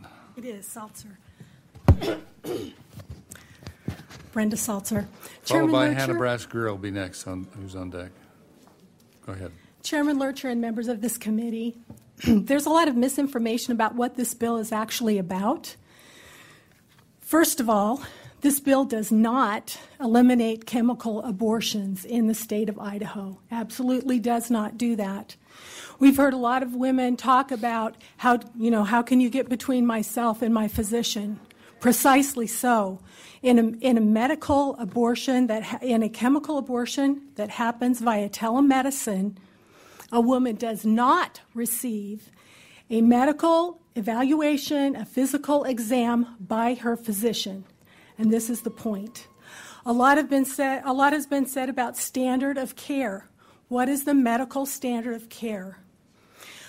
I have been the CEO of Palouse Care Network, which provides family resources and life-affirming services to women in the Palouse region of Moscow, Idaho, and Pullman, Washington. I was the founding CEO of WISH Medical, which stands for Women's Integrated Sexual Health. I have a medical team that advises me and a medical director, female, Dr. Helen Shear, family practice, Dr. John Huberty, an OBGYN, Dr. Rick Manudri, an OBGYN, both practicing in Moscow Pullman OBGYN, Dr. Matt Grauke from Moscow Medical, as well as Todd Bledsoe, physician's assistant, and Debbie Medell, a nurse practitioner. I can tell you that the standard of care when a woman believes she is pregnant is to have a physical exam. That is the standard of care. It is the standard of care throughout the state. It is the standard of care throughout the nation. Why? Why do they need this? Why do they need this ultrasound? Why do they need a physician to examine them? And can I just add here that whether they're going to choose an abortion or whether they are going to carry that child, they still need this very vital piece of medical information. It is not rape by instrument. It is a standard practice, a transvaginal ultrasound. And the reason for having that, inside the vagina, yes, because early on in the pregnancy, you are able to determine so much more. How do you pick up on an ectopic pregnancy? There are a number of ways, blood tests, but primarily they're picked up on through these early transvaginal ultrasounds. Standard medical practice. Why do we need to know if there's an ectopic pregnancy? Because they're life-threatening. What happens when a woman goes ahead, doesn't wait long enough to determine whether or not there's an ectopic pregnancy, and then she takes the chemical abortifacients? Well, since what happens in a chemical abortion is that she bleeds and there's cramping and pain, those are the same symptoms that you're watching for, especially the pain, in an ectopic pregnancy. I do want to let you know that I did not get involved in any kind of pro-life work because I was in love with a fetus. It was because of my friend in high school who had bought into the it's only a mass of tissue and had an abortion when we were both in high school. It was legalized then. We believe the very savvy marketing practices of Planned Parenthood, things such as it's a mass of tissue, and I guess technically we're all a mass of tissue here, products of conception, contents of the womb, more recently spontaneous abortion, which, yes, most of us do know as having nothing to do with abortion whatsoever. It's a miscarriage. So I want to say that this does not come between a woman and her doctor. Please, if you're considering a chemical abortion, if you think you might be pregnant, if you're considering a surgical abortion, please go see your physician. Have an examination. Submit to the standards of care. What's most heartbreaking is when we see these young kids that are 15, 16 years old, and they're told it's a mass of tissue, and they haven't calculated correctly the fetal age of the pregnancy they're carrying.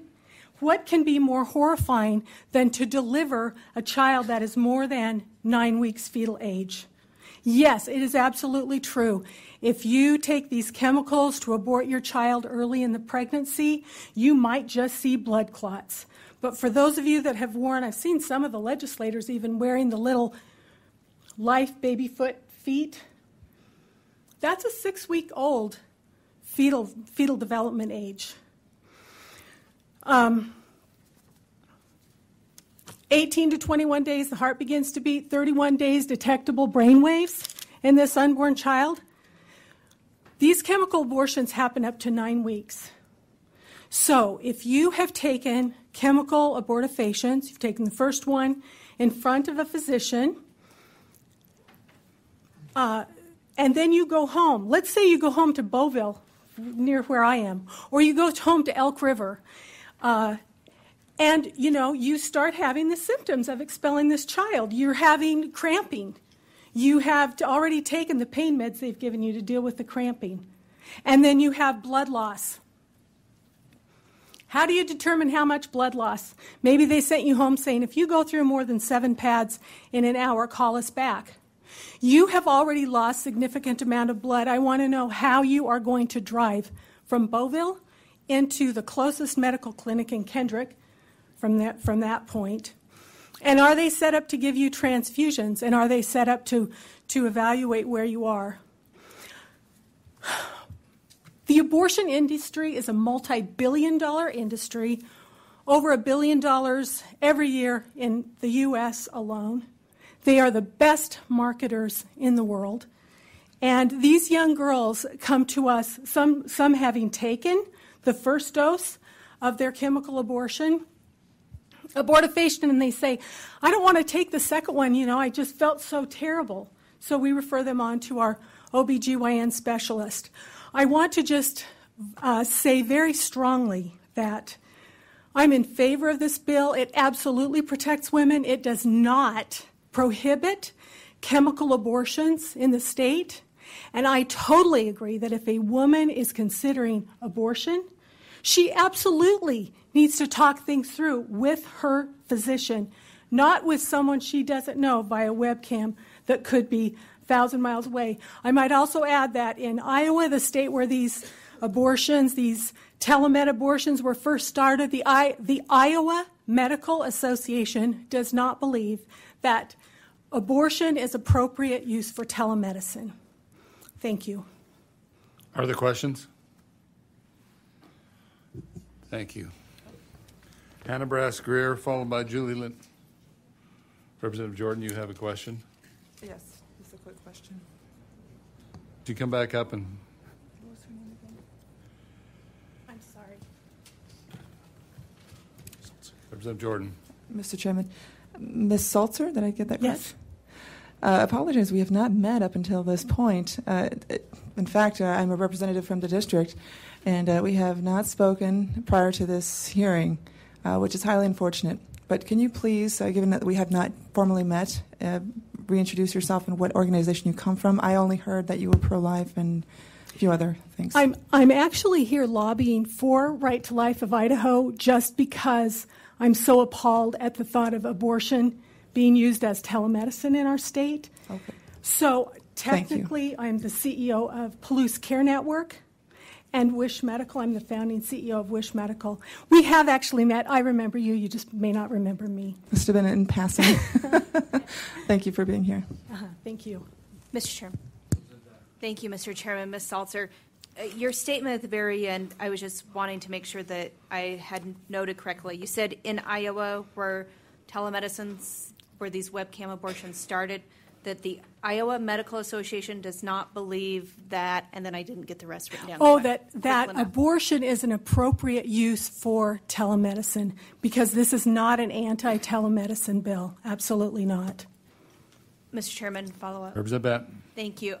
I'm afraid I'm just not getting clear. Just that. So is telemedicine, webcam abortions, are they allowed in Iowa? That's what I'm trying to get at. What did the medical association say?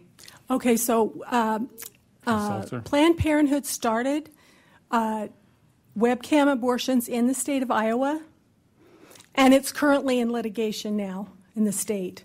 But the Iowa Medical Association has stated that they believe that abortion is not an appropriate use of telemedicine. Thank you. Further questions? Thank you. Hannah Brass-Greer, followed by Julie Lindy. Welcome to State Affairs. Thank you, Mr. Chairman. Members of the committee, my name is Hannah Brass-Greer. I'm the Legislative Director for Planned Parenthood in Idaho. I'm here to testify in opposition to House Bill 154. Planned Parenthood provides reproductive and preventive health care to men, women, and teens in the state of Idaho, over 6,000 patients a year.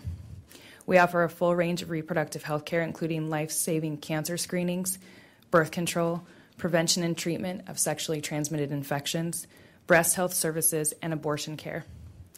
Our healthcare providers are experts in women's health, and Planned Parenthood is one of just 2 abortion providers in this state, yet we were not consulted in the drafting of this legislation. Because I've heard misinformation and untruths, about medication abortion in general and via telemedicine, I'd like to go over the process clearly. Before the medication for a medication or chemical abortion is given, the woman undergoes an ultrasound by a nurse in a health center for accurate dating of the pregnancy, and that ultrasound is later reviewed by the physician. The provider reviews the patient's medical history, discusses and prescribes birth control if desired, and discusses the process as well as risks, benefits, and alternatives to abortion with the patient. Once that process is complete and the woman confirms she does in fact wish to terminate the pregnancy, the doctor administers the first medication, which we've heard the name mifepristone. This medication chemically blocks the hormone that supports the pregnancy. The patient then goes home, and 24 to 48 hours after taking the first medication, she takes an anti-nausea pill, ibuprofen, and a pain medication. She waits 30 minutes for those to get into her system and then takes 4 tablets of the second medication called misoprostol. This causes the uterus to expel the pregnancy. For most women, as we heard from a doctor earlier, the results are similar to a heavy period. 1 to 2 weeks later, the patient comes in for a follow-up appointment and either has a repeat ultrasound or a blood test to be sure that the pregnancy has ended. Although Planned Parenthood in Idaho does not provide medication abortion via telemedicine, and contrary to what you've heard, we do not have any plans to do so, other providers in other states do so safely and effectively with comparable clinical outcomes as women who receive face-to-face provision. The telemedicine visit is similar to face-to-face visits with the physician.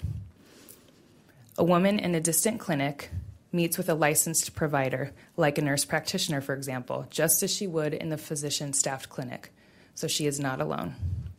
There, the nurse practitioner reviews the woman's medical history, performs an ultrasound, and counsels her on matters like what to expect from the procedure and plans for a follow-up exam. Once that's complete, a physician steps in virtually using a 2-way camera that allows him or her to talk directly to the patient via video and audio communication. The doctor reviews the woman's medical records and ultrasound images, answers any questions she may have, and discusses again the risks and alternatives. Then, by entering a computer password, the doctor does remotely open a drawer in front of the woman. Inside are the medications she needs, one which she swallows immediately under the doctor's supervision and the nurse practitioner, and the other she will take later at home as I outlined above, the same as with an in-person visit. The woman then returns for a follow-up visit 2 weeks later. House Bill 154 would prohibit the administration of these medications via telemedicine, as I have just described. This bill unfairly singles out medications used to induce abortions despite their proven safety. Medication abortion is extremely safe, both when administered in face-to-face visits or via telemedicine. Serious complications from the drug regimen are incredibly low, ranging from 0.01 to 0.03% risk of serious complications, which is significantly lower than risk associated with many commonly prescribed medications. Many over-the-counter medications carry higher risks, yet we do not seem concerned with regulating how those drugs are administered via telemedicine. House Bill 154 does not enhance the safety of women in Idaho.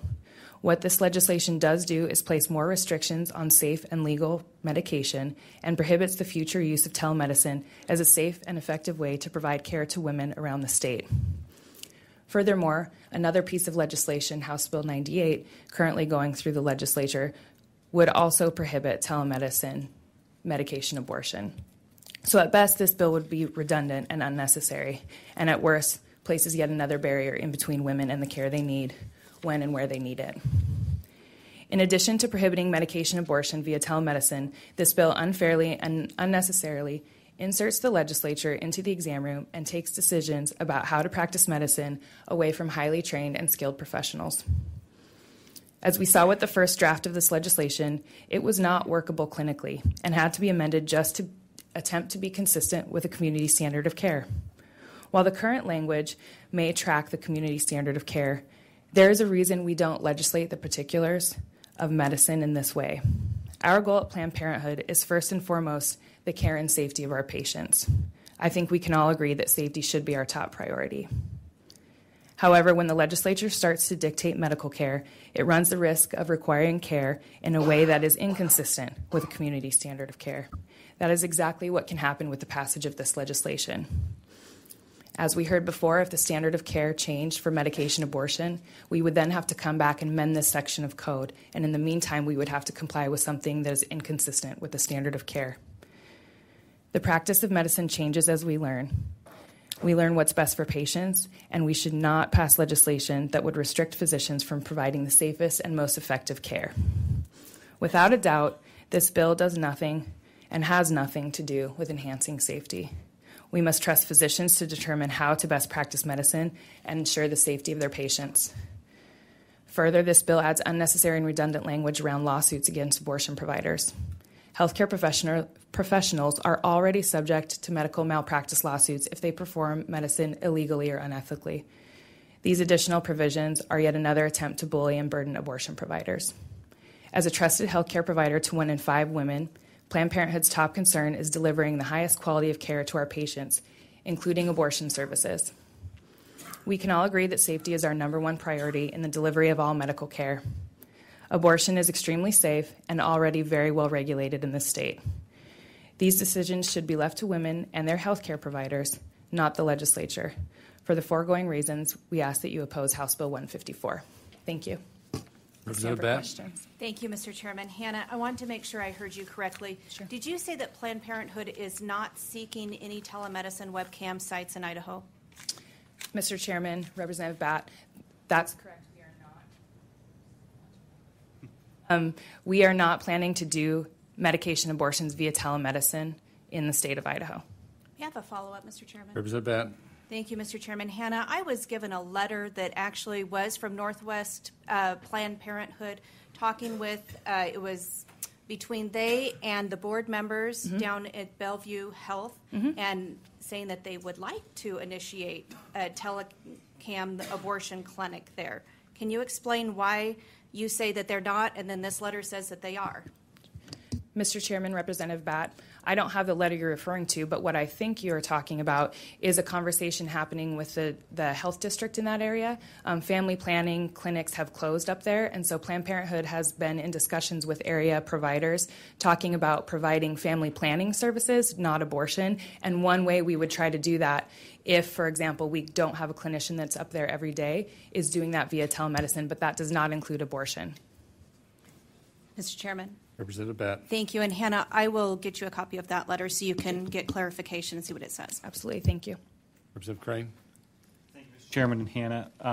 One of the arguments you made in your testimony, I believe, and so correct me if I'm wrong, is that you're concerned that if we pass this legislation, that it could potentially place other restrictions in telemedicine. Is that correct?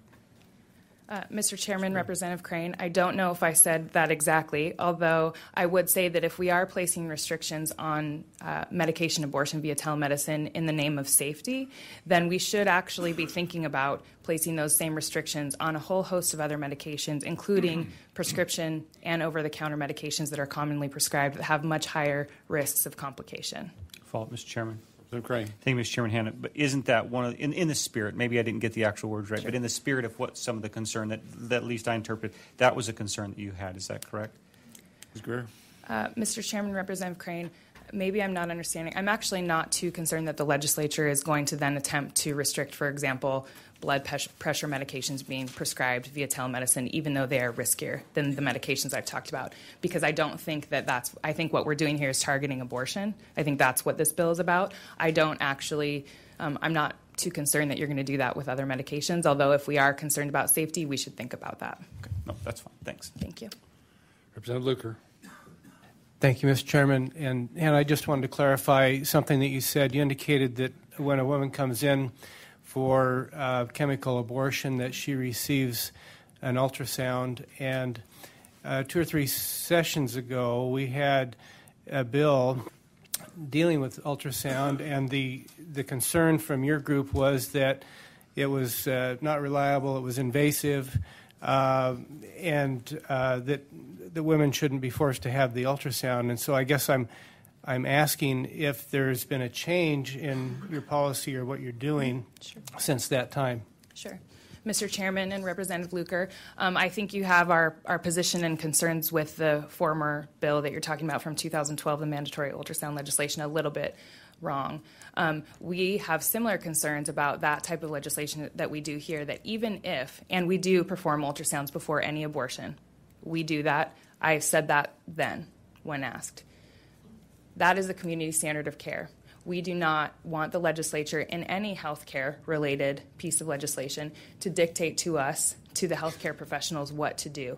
That was a main concern with the ultrasound bill. There were other pieces of that legislation that talked about when and how and what to say that were actually inconsistent with the standard of care. And I'm sorry, I don't have that bill in front of me, so I can't point to the exact sections. So we had some of those concerns as well. But our overall concern isn't that we shouldn't be providing ultrasounds. We do that. Our concern is that the legislature targets one specific type of healthcare, abortion, to regulate in this way. No other healthcare. It's not necessary and it's inappropriate. Representative Luker. Thank you, Mr. Chairman. Follow-up, different question, Hannah. You mentioned another bill, and I didn't catch the bill number. Was that Senate bill or House bill? Mr. Chairman, Representative Luker, that's House Bill 98. It's the Telehealth Access Act, which is actually a generally applicable bill of regulations on telemedicine that also, again, targets one type of medicine that it pulls out in one line and restricts the use of medication abortion via telemedicine. Representative Luker. Thank you, Mr. Chairman. Do you have, between the two bills, do you have a preference? Do you have an objection to the other one? Sure. Mr. Chairman, Representative Luker, we do oppose the other one as it's written. I would prefer that House Bill 98 pass with an amendment to take away the language that I pointed to, because I think the rest of the bill is an appropriate way to generally regulate and actually just ask that providers provide health care according to the community standard of care. Representative Wintrow. Thank you, Mr. Chair. Thank you, Ms. Brass-Greer. I was curious. I've been to Planned Parenthood. I've met doctors. Why didn't you bring a doctor with you today? Thank you, Mr. Chairman and Representative Winter. That's a really good question, and I wish that I could, and our providers actually wish that they could be here. Unfortunately, the providers that we have in this state receive regular threats at their homes, and that's without coming to public hearings with their picture in the news and their name attached to it. And they also have families and children. Their children's resource officers have relationships with both the FBI and local police so that they know who to contact if something happens. And so actually, in discussing this bill and a couple other pieces of legislation that we're going through the legislature, I have had our medical director in the building willing to meet with legislators on a one-on-one basis, but she is uncomfortable and worried about her safety and the safety of her family to come here in person. So you get me. Representative Wintrow. Thank you, Mr. Chair. Well, thank you for that. I'm so sorry to hear that. But it sounds like you've been well briefed with your medical director. What I'm concerned about is it's as if Planned Parenthood is being painted as a unfeeling witch doctor. How do you feel about your patients, and how does Planned Parenthood meet the standard of care, and do you? Sure. Mr. Chairman, Representative Wintrow, I can tell you personally that I am proud to work for Planned Parenthood. I am proud of the care that we provide for our patients. I know many of our providers personally. I also have heard from patients about their experiences and how wonderful they feel. We have patients come in after they've received services, even if they don't have a lot of money, even if we've actually helped pay for whatever they're there for, which could be cancer screening. And they come in, and we've had stories of patients come in with $2 that they had in their car in change, and they come in to make a donation because of the caring, high-quality health care they receive. We do practice up to the standard of care. We practice up to ethical standards. And again, I am proud, and I think all of our providers are proud to work at Planned Parenthood. One more follow-up. Representative Wintrow. Thank you, Chairman. I found a clinical article about the process by which abortion providers go through, as well as Planned Parenthood, and they actually had assessment techniques to use with patients, and the evaluations from patients using the services were exceptionally positive. I mean, 99% satisfaction in one case. I'll have to look at the article. But in your site, do you evaluate client experience and how they feel about the processes and procedures they go through? Mr. Chairman, Representative Wintrow, again, we don't do telemedicine medication abortion, so I don't have specific information about that. We do have a quality control department that really studies carefully the care that we provide. It does assessments of patient satisfaction. It also tracks any sort of complications that would require a follow-up visit at our health center or maybe a visit to another provider. We track that all very carefully. I don't have those numbers with me today, but I'm happy to get those to you and anyone on the committee. Thank you. Thank you, Mr. Chair. Representative Andrus. As the representative of Planned Parenthood in Idaho, would you go on record today as saying that your organization opposes webcam abortion? Mr. Chairman, Representative Andrus, I don't know what you mean by webcam abortion. What I know of medication abortion delivered via telemedicine in the way I described here, which I will give to the Secretary to put in the minutes, we do not oppose that because it's a safe and effective delivery of medication. What I have heard described here today as a patient maybe going at home, taking a pregnancy test, and then calling us and not having an evaluation, not having an ultrasound, we would not do that. We do not do that in any other state. We wouldn't do that here. So I would not support something like that. What I would support is medication abortion via telemedicine in the way I've described. Thank you. Representative Barbieri. Thank you, Mr. Chairman. I, too, had made a note about the ultrasound that's required. Is the nurse practitioner the one that makes the determination as to whether that's intrauteral or external? Mr. Chairman and Representative Barbieri, just to ask a clarifying question, do you mean the type of ultrasound that they perform? Referring to the ultrasound. Sure. Thank you, Mr. Chairman. Mr. Chairman, Representative Barbieri, I don't have the exact process, but I'm going to give my educated guess, and then I can get you some follow-up information. And in my own personal experience, having 2 pregnancies and 2 children, I think it is usually based on the last menstrual period and then the estimation of the age, the gestational age of what type of ultrasound you would use to best see what's inside the uterus. And then that ultrasound then helps you actually determine the actual gestational age, if that answers your question. Representative Barbieri. I would like to have a follow-up, but I can't. Let me think this through. Okay. Thank you. I'm here all day. Ms. Greer, excuse me, Greer. I'm a little concerned. My question is kind of more vague, just in terms of the foundation of the organization, Planned Parenthood. Now, given that you have been funded by the federal government since the 1970s, can you speak on why you were not consulted with, being that your organization vastly represents women throughout this nation? Thank you, Mr. Chairman, Representative Jordan. I do want to clarify that the federal funding we get does not go towards abortion, to make that clear. But we do have federal funding for other programs, including family planning programs. I can't tell you why I am not consulted on this bill or any other bill that deals with abortion-related issues. I've never been consulted by the sponsors of these bills, but I do think, as you said, that my organization, the healthcare providers that we have, are experts in this field, and we have a lot to contribute. Okay, thank you. Thank you. Representative Batt. Thank you, Mr. Chairman. Just real quick, Hannah, can you tell me statistically the number of surgical abortions you perform versus the number of chemical abortions you perform? Mr. Chairman and Representative Batt, I don't have that, I'm sorry, with me. I believe the ratio, you know what, I don't want to misstate, but I can get that before the end of the hearing. I would appreciate that, No Mr. problem. Chairman.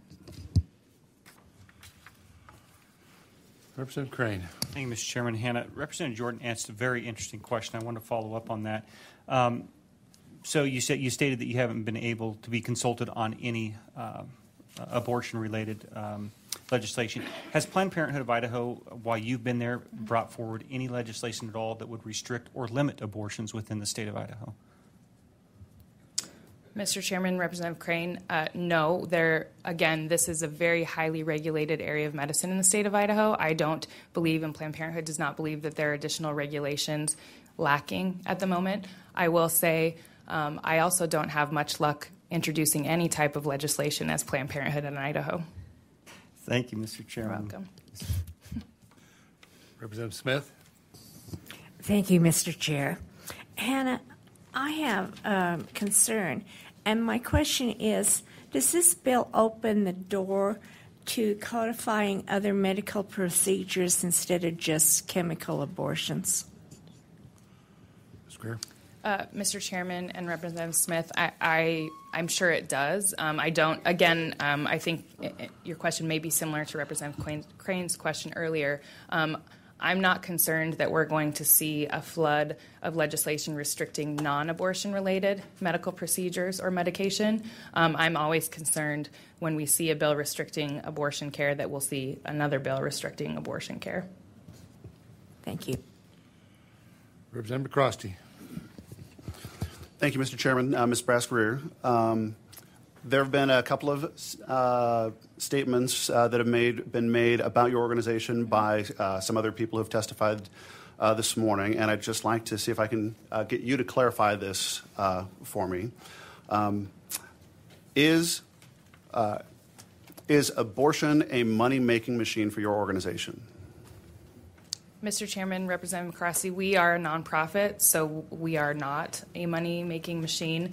And a similar, I think, related to that comment earlier was that we have abortion quotas. That is also false.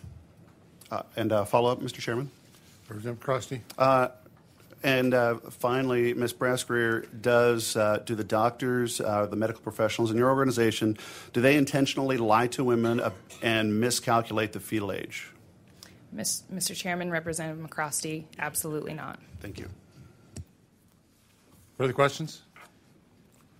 Thank you. Thank you. We still have 7 people to testify. Please be brief, if you would, so we can wrap this up today. Let's see. Julie Lindy, please be brief. Good morning, Mr. Chairman, members of the committee. My name is Julie Lindy. I'm the Executive Director of Cornerstone Family Council of Idaho. Let me interrupt you just for a second. Sure. Carolyn Abbott will be next. Go ahead. I want to begin by thanking all of the sponsors and co-sponsors of House Bill 154, and in particular, Idaho Chooses Life, David Ripley, Right to Life of Idaho, Carrie Uhlenkott. They've done tremendous work, and as you can imagine, I'm here asking for your support of House Bill 154. You've heard that RU-486 starves the unborn baby over days. You've heard that there are complications or can be complications for the mother. You've heard that sometimes it's not heavy bleeding, sometimes it is heavy bleeding, sometimes it's clots, sometimes it's not. And that's exactly why this bill is necessary. Chemical abortions comes with significant risks, and it's an elective procedure. Given those considerations, the added risk brought by an absent, distant doctor can't possibly outweigh whatever is supposed to be the imagined benefits.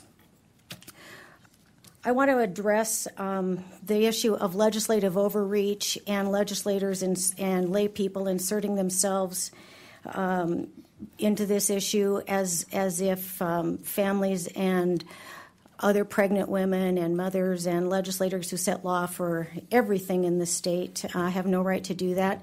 In reality, we are not trying to insert anything between the woman and the doctor. We are actually just trying to ask the doctor to insert himself into the room.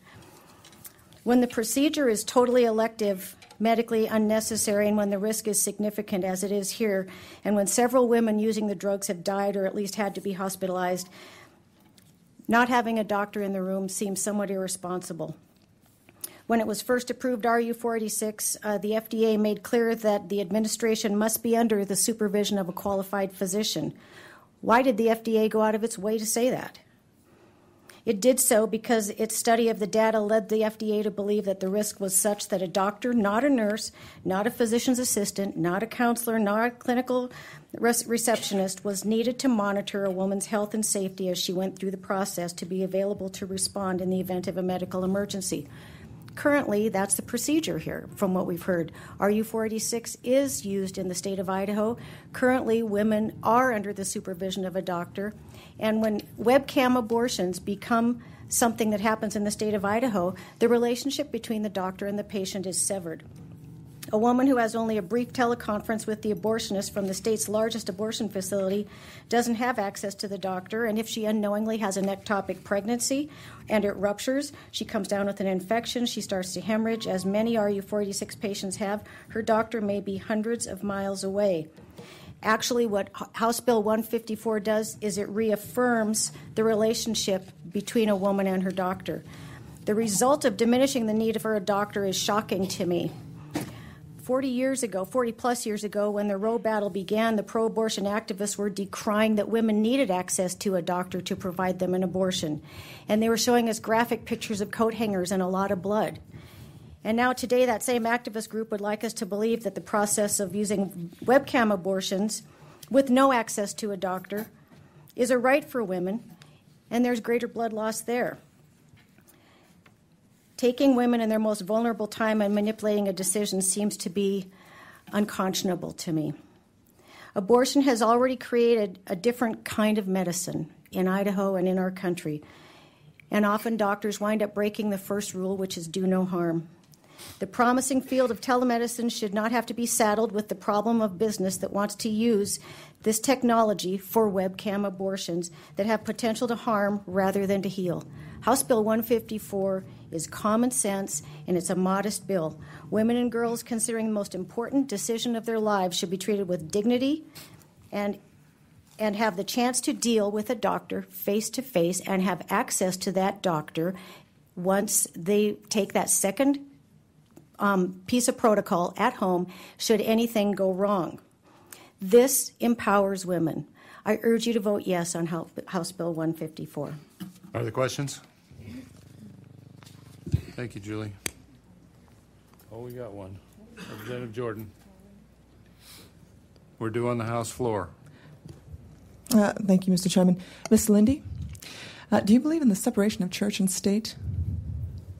Mr. Chairman and Representative Jordan, the separation of church and state is written nowhere in the U.S. Constitution. I believe that the state should not tell people how to believe, and there should not be a state-created religion. Okay, so is that a yes or no? I believe that the government should stay out of the church. Okay, if you can just give me a yes or no, please, for the record. I don't think that has anything to do with this piece of legislation, so I think the question's probably a little bit out of order. Thank you. Carolyn Abbott, followed by Kathy Griesmeyer. Please be brief. Mr. Chairman and members of the committee, I am totally against House Bill 184. I am Dr. Carolyn Carey Abbott of Idaho Falls. The title of this bill and the whole bill pretends to be a protection of women. Women do not need protection by the legislature or by anyone. They can protect themselves. Women need to be accepted as equals, not second-class citizens, to have their bodies regulated. Thank you. Are there questions? Thank you. Mm-hmm. Kathy Griesmeyer, followed by Avery Roberts.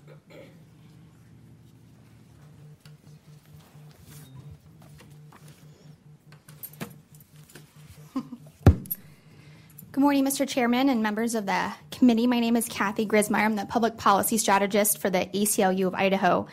The ACLU is a nonpartisan, nonprofit organization dedicated to protecting the civil rights of all Idahoans, including the fundamental rights to free speech, freedom to and from religion, privacy, and due process. I'm here today to testify in opposition to House Bill 154 and to encourage each of you to vote no against the legislation, keeping it here in committee. The U.S. Constitution protects the right to make reproductive health decisions, including the decisions to become pregnant, to carry a pregnancy to term, to avoid pregnancy through contraception, and to terminate a pregnancy as upheld in cases Planned Parenthood v. Casey and Roe v. Wade. Nearly 1 in 3 women will have an abortion by the time she turns 45, according to the Guttmacher Institute, a research organization that studies reproductive health issues. Abortion remains one of the most common medical procedures performed today and has been deemed incredibly safe, 99% safe according to the Centers for Disease Control. In an effort to take away a woman's decision-making ability, this bill restricts abortions when performed by medication. House Bill 154 creates new requirements that physicians must follow before prescribing medical abortions, including requirements to provide surgical intervention and or access to medical facilities due to severe bleeding or the need for a blood transfusion as outlined in 18617, Section 2, subsection C and D. Given that a first trimester abortion is one of the safest medical procedures, generally completed with the use of medication, it poses a minimal risk, less than 0.05% of major complications that might need hospital care. It's clear that this bill is not about safety. It is about preventing a woman, no matter the circumstances, from having all medically approved options available to her. House Bill 154 would turn the clock back on medicine and prevent doctors from safely prescribing medications to terminate a pregnancy in the way that is most medically appropriate for an individual woman, despite the years of research that have proven the safety and effectiveness of evidence-based medication abortion regimens. The American Medical Association and American Congress of Obstetricians and Gynecologists have said that medication abortion is extremely safe and that politically motivated laws to restrict medication abortion are bad medicine, as stated in their front of the court brief in Humble v. Planned Parenthood of Arizona, challenging Arizona's similar restriction of medical abortions. Not only would this bill place unnecessary burdens on women trying to access medical abortions, it would severely impact women living in rural parts of the state. Sections 18617, Section 2, subsection E requires physicians to examine a woman in person before prescribing medication. In a state that's largely rural, and as the legislature looks to adopt guidelines for the practice of telemedicine, this section is aimed at restricting crucially needed access for women's health care. Rural women are more likely to be farther from health services and may travel substantial distances to access abortion care. By restricting medication abortion, House Bill 154 cuts off a safe option for these women. In closing, we can all agree that it is important to support a woman's health and well-being. This bill is wrong because it puts politics above a woman's health. We urge you to oppose House Bill 154. Ms. Griesmeyer, could you indicate in the legislation where it prohibits the use of chemical abortion? The legislation, or Chairman, it does not explicitly prevent the use of medication abortions, but it does place medically unnecessary restrictions in place before a doctor can prescribe them. I believe as my colleague Hannah Brass from Planned Parenthood and the physician Dr. Madsen stated earlier that those requirements are not put in place by standards of care by the medical community. They're simply extra obstacles being put in place by the legislature that are unnecessary for this procedure to be done appropriately and safely for women. But it does not prohibit it? It does not prohibit it. Further questions? Thank you. Avery Roberts, followed by Cindy Gross. Please be brief. Well, thank you. My name is Avery Roberts. I am from Lewiston. I am currently a junior at Boise State University, and I've lived in Idaho all my life. I'm here today to share why I'm not in favor of this bill. I've been very saddened during this hearing to have people paint young people such as myself, young women specifically, as not knowing their reproductive choices or options. As a young woman, I'm very aware of these options. Many of my friends are aware of what happens during an abortion, and we know and we have the right to these reproductive services. Personally, I've been to Planned Parenthood. I had the utmost respect given to me and superior medical knowledge. HB154 is the number given to the bill proposed here today that, if passed, would severely restrict Idahoans' right to reproductive freedom. HB154 is not about safety. It is about restricting a woman's access to safe and legal abortion. There should be no legislation that this committee proposes or supports that gets between a woman and her access to affordable, comprehensive reproductive health. I hope that people understand that young women such as myself have the knowledge and responsibility to have their own medical decisions not restricted by the legislature. Thank you, and I stand for questions. Are there questions? Thank you. Cindy Gross, followed by Kristen Reuter. Thank you, Chairman and members of the committee. My name is Cindy Gross. I reside in Boise. I'm here in opposition to House Bill 154. My dad was a doctor. He spent my entire preschool years in undergraduate training. He then turned around and spent my grade school years training to be a medical doctor. He spent my junior high years in an internship. I rarely saw my dad during those years because he was spending all his time learning how to advise people on how to get medical care. He spent years and years and years of his life learning how to make medical decisions. My dad taught me to trust science. Medical science shows medical abortions are safe. I had an abortion when I was in college. I have no regrets. I had no side effects. I have no shame over this. I made that decision with my doctor and the man who later became my husband. I saw no need to ask my elected officials for permission to have that abortion.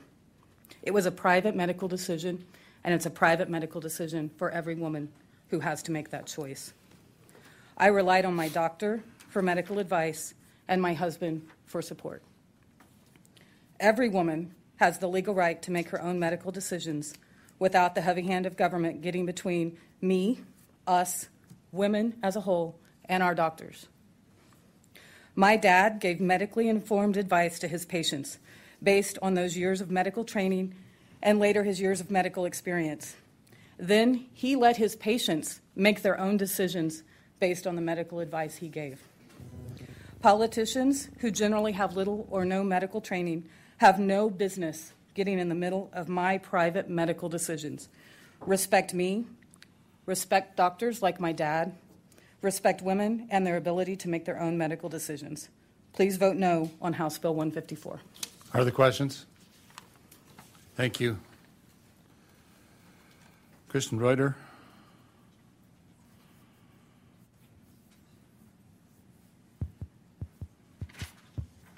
Going once, going twice.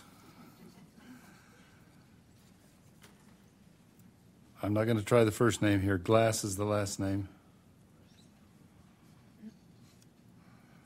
Sorry about that, but please state your name for the record. Thank you, Chairman Lurcher. My name is Reverend Marcy Glass. I'm the pastor of Southminster Presbyterian Church here in Boise.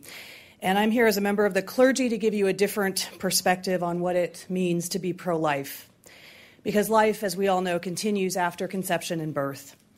When I was 19 years old, I faced an unplanned pregnancy. And I was a good Christian kid for whom waiting until marriage had been pretty much everything I knew about sex education. That didn't work very well. If you want to be pro-life, provide kids like me with access to sex education that is not abstinence-based. I did not end up getting an abortion for a number of reasons, but I was very thankful that it was my choice to make and my choice alone. One of the reasons was that my family did not shame me and did not kick me out. Another reason is that I had access to health care. If you want to be pro-life, then fund access to health care for women and children and make sure there are providers in rural areas. Telemedicine is one way right now in a rural state like Idaho that women and children can get access to health care. If you want to be pro-life, give women hope for an economically viable future by raising the minimum wage and making childcare and early childhood education available and affordable. I placed my son for adoption. He's now 26 years old. I guarantee you there was nothing hasty or nothing casual when I or any other woman considers an abortion. People in favor of this bill have claimed their concern for the health of the woman is their major reason. But if we were sincere in our concern for women's health, we would make sure that women in all corners of the state have access good access to health care, whether you agree with the choices she makes or not. I urge you to vote against this bill because you value the life of all Idahoans, no matter how far away from major medical centers they live. Thank you for your time. Please vote against this bill. Representative Crane. Thank you, Mr. Chairman and Pastor. I heard a couple of things I think that you said. That was if we want to be pro-life, to fund access to health care and to raise the minimum wage. Is that correct? Yes, among other things. Okay. Thank you, Mr. Chairman. Could I have a follow-up? Representative Crane. Thank you, Mr. Chairman and Pastor. Would you support outlawing abortion under all circumstances if we would pass legislation to fully fund health care and raise the minimum wage? Mr. Chairman and Representative Crane, no, I would not. I do think actually that fewer abortions would happen if women had better control over their contraceptive, access to contraceptives, better economic opportunities, better access to child care. I think abortion would go down. Abortion will never probably go away, but we can certainly make the incidence of it go down. I still think it should be legal. Okay. Further questions? Thank you. Lauren Bramwell.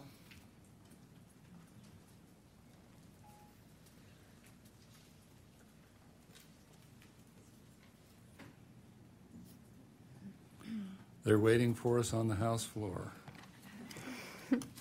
Thank you, Mr. Chairman, members of the committee.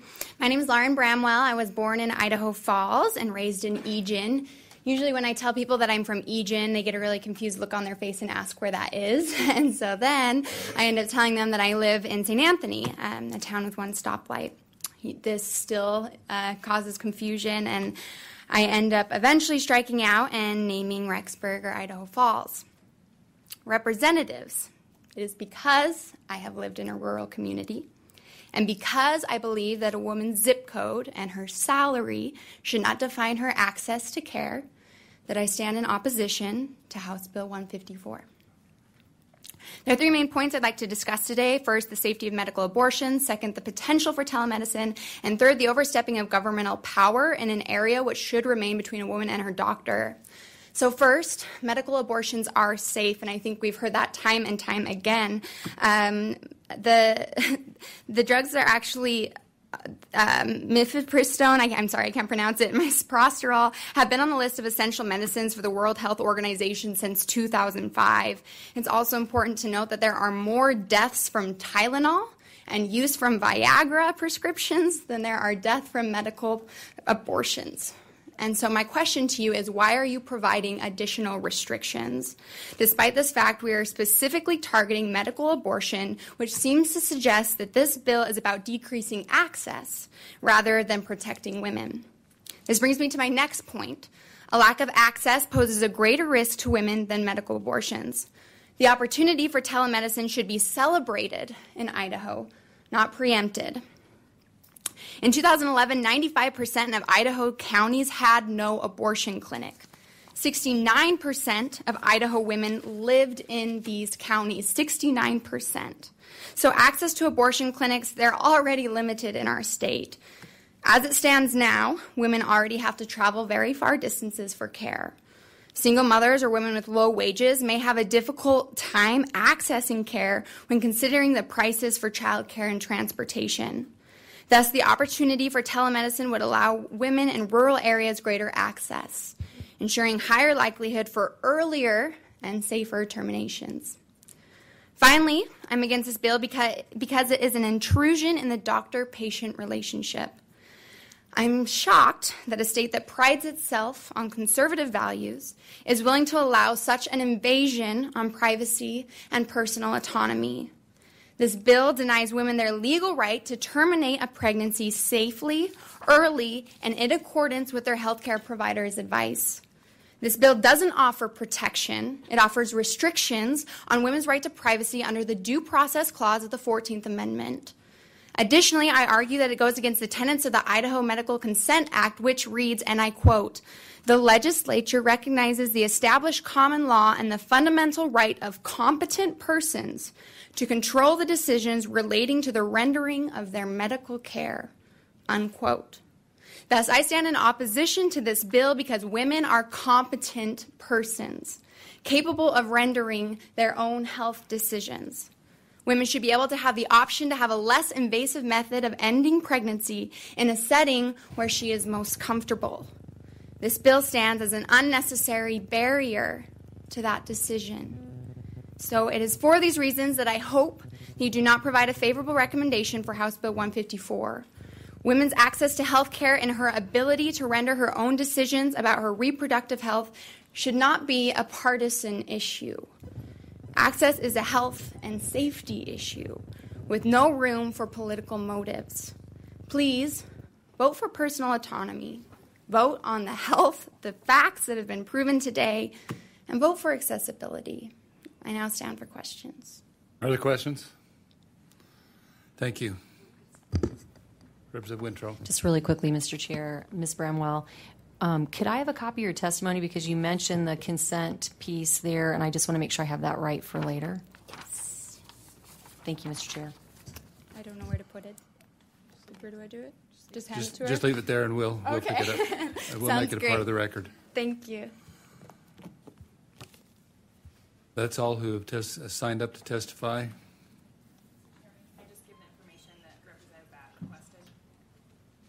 If you have it in writing, please.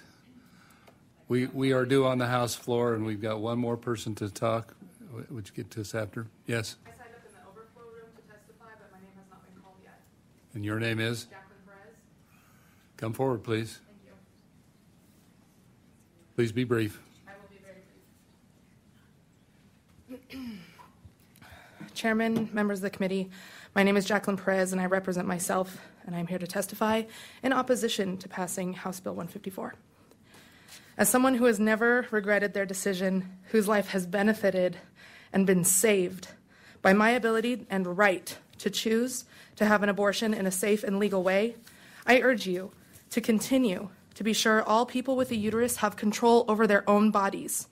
Government entities are not medical professionals, and passing of this bill allows for government entities to intrude upon the bodies and private lives of all who have a uterus. Medical abortions are safe. There are a plethora of other medical procedures that leave patients at a much higher risk of injury post-op. Why aren't we having hearings over these procedures? It's because for too long, people with a uterus have been seen as less than and not able to make decisions for themselves. I implore you to oppose this bill and be sure that all Idahoans have access to the human right to decide what happens to their bodies. Keep laws out of my body. Thank you, and I stand for questions. Other questions? Thank you. Thank you. Mr. Ripley, wrap it up for us. Thank you, Mr. Chairman. Please be as brief as you possibly can. Yes, sir. I think there were 3 points that came up during testimony that I'd just like to quickly respond to. One of which is the question of access. Particularly in a rural state, this legislation has been painted as restricting or impinging upon abortion access for women in rural areas. I would point out, and I think it's very important to understand, that when the FDA approved the use of RU46, making it legal in the United States, it actually talked at great length about access to emergency medical facilities. And in fact, as Representative Batt pointed out in her questioning, the FDA has suggested that in rural areas, the use of RU46 is actually contraindicated. Second of all, I think it's very important to understand that when you're voting for this legislation deals with not just mature women, but underage girls as well in terms of their access to medical care and their decision-making abilities. And lastly, I think it's been repeatedly suggested that this legislature has no business interfering with Planned Parenthood's abortion operations. I think it's very important to understand that this legislation is central to your role as legislators. And that was first recognized by the United States Supreme Court when it issued the Roe v. Wade decision. I would just like to read 2 sentences from that opinion, which said that the states have a legitimate interest in seeing to it that abortion, like any other medical procedure, is performed under circumstances that ensure maximum safety for the patient. This interest obviously extends at least to the performing physician, to his staff, to the facilities involved, to the availability of aftercare, and to adequate provision for any complication or emergency which might arise. Mr. Chairman, we ask you to support this legislation. There is no doubt that this is central to your function as stewards of the public health. Thank you. Other questions? Representative Wintrow.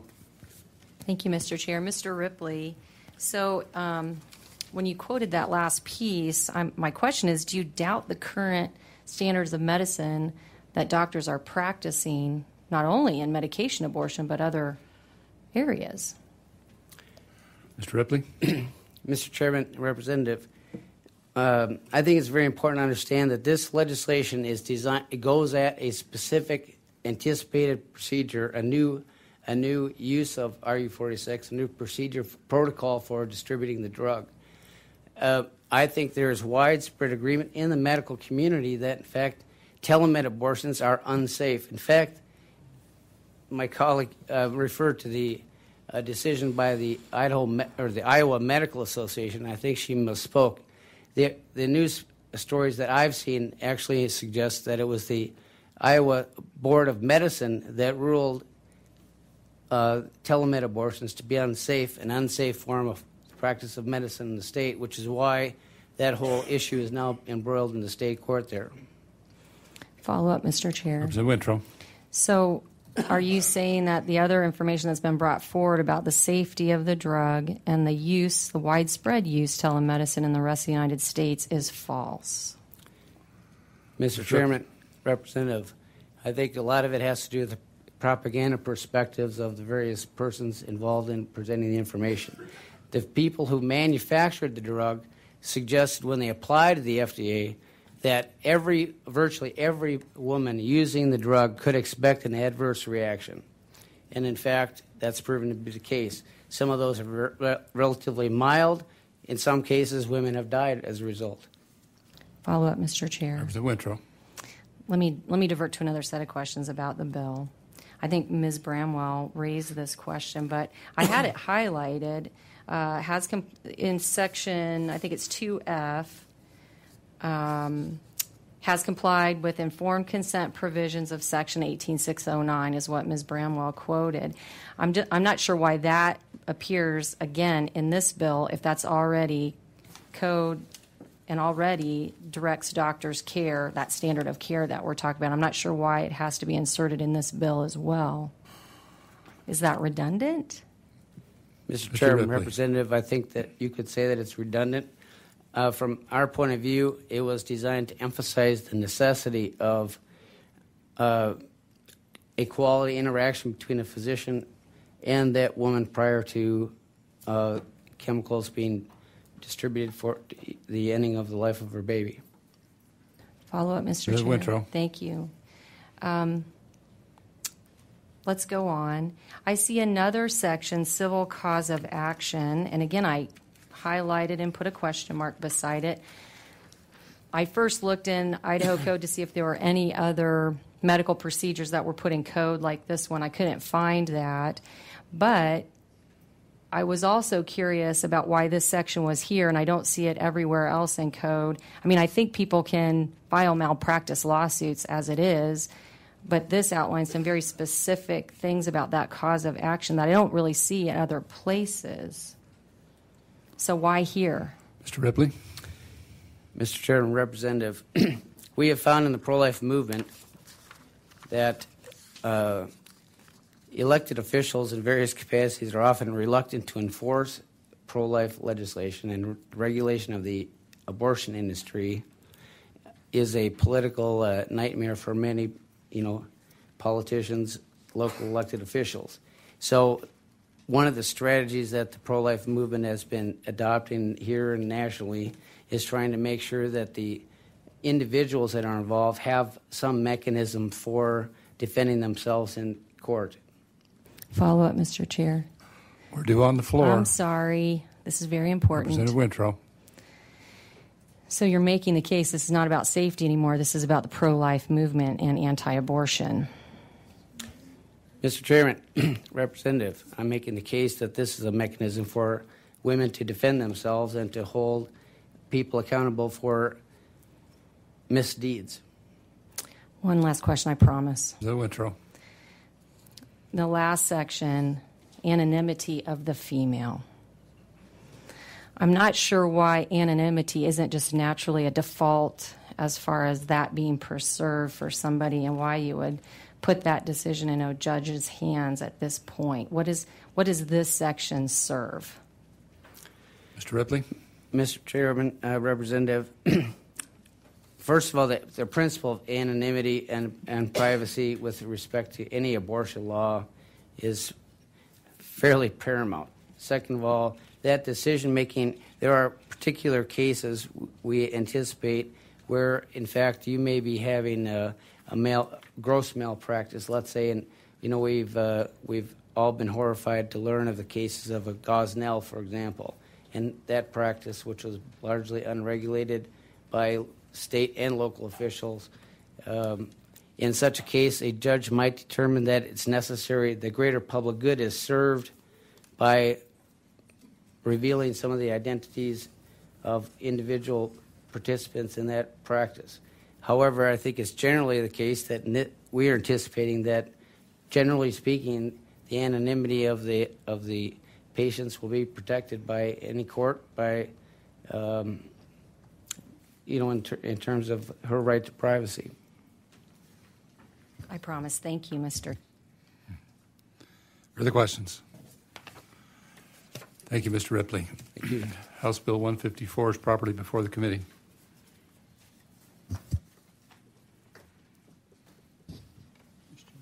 Representative Crane. Thank you, Mr. Chairman. I move we send House Bill 154 to the floor with a due pass recommendation. Is there discussion on the motion? Mr. Chair. Thank you, Mr. Chairman. I just want to point out that from my perspective, I think telemedicine has great advantages in everyday medical practice. I think it's important to recognize the cost savings, ease of use, accessibility. However, there are certain examinations and procedures which require personal, hands-on examinations, and I think this is one of them. I'm convinced that when a woman becomes pregnant, she is no longer taking food for herself, but there is another person now involved in the mother's health, and this is a proper role of government to protect life. I will be supporting sending this to the floor with a due pass recommendation. Thank you. Further discussion on the motion? Representative Winthrop.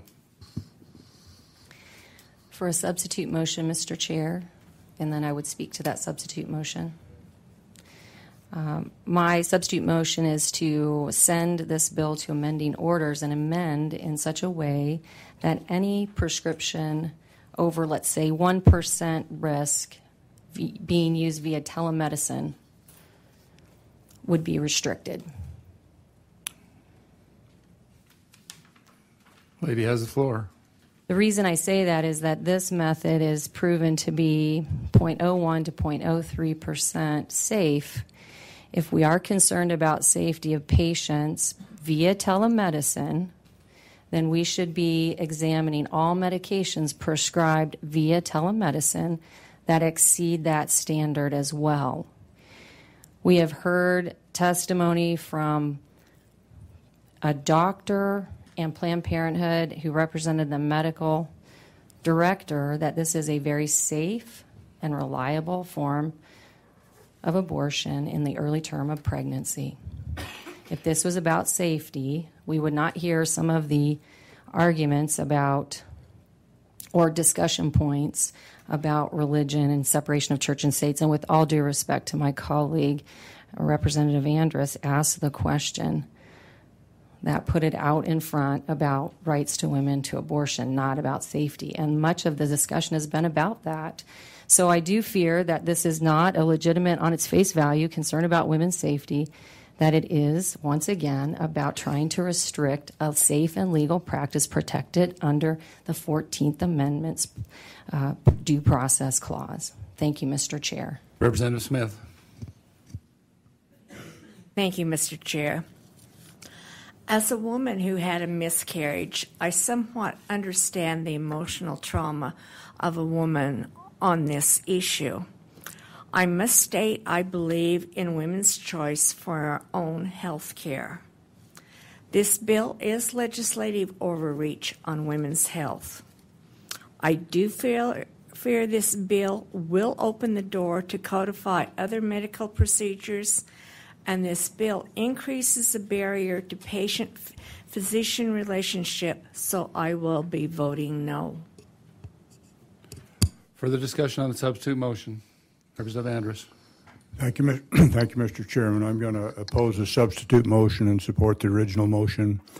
A lot has been said here today about the government and legislators coming between a woman and her doctor. I don't think we should. I fully support that concept that a woman has the right to do with her body what she wants, as well as a man. And if they want to lay on a bed of spikes, so be it.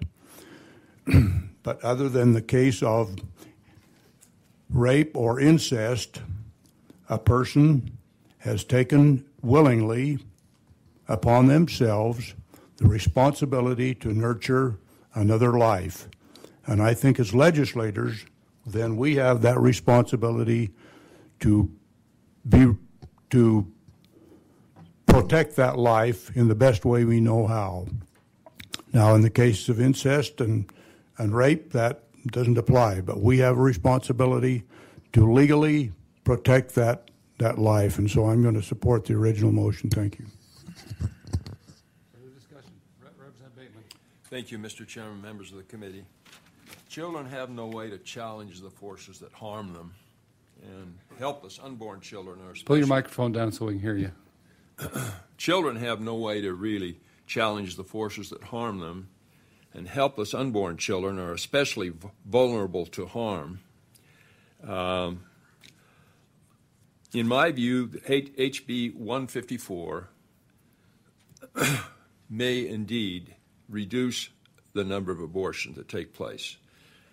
And from the very beginning of my political career, I took the oath to protect the unborn child. And I know we all have different views on this subject. But because they are so helpless and so vulnerable, we've got to step up. And that's why I'm going to support this legislation. Thank you very much. Further discussion on the motion. Hearing none, the substitute motion is to send House Bill 154 to general orders. Secretary will call the roll. Chairman Lurcher? No. Representative Bett? No. Representative Andrus? No. Representative Luker? No. Representative Crane? No. Representative Palmer? No. Representative Sims? No. Representative Barbieri? No. Representative Holtzclaw? No. Representative McMillan? No. Representative Bateman? No. Representative Cheatham? No. Representative Nielsen? No. Representative Smith? Yes. Representative Jordan? Aye. Representative McCrosty? Aye. Representative Wintrow? Motion fails. 4-13. The original motion is to send House Bill 154 to the floor with a due pass recommendation. Is there further discussion on the motion? Do you have Representative Wintrow? Thank you, Mr. Chair. You've been very patient with me. I just want to reiterate again, this bill by our sponsors is supposed to be about safety. However, we have already in our discussion clouded that with moral belief about restricting abortion altogether. So, again, I would oppose the original motion. Further discussion on the motion? Hearing none, the Secretary will call the roll.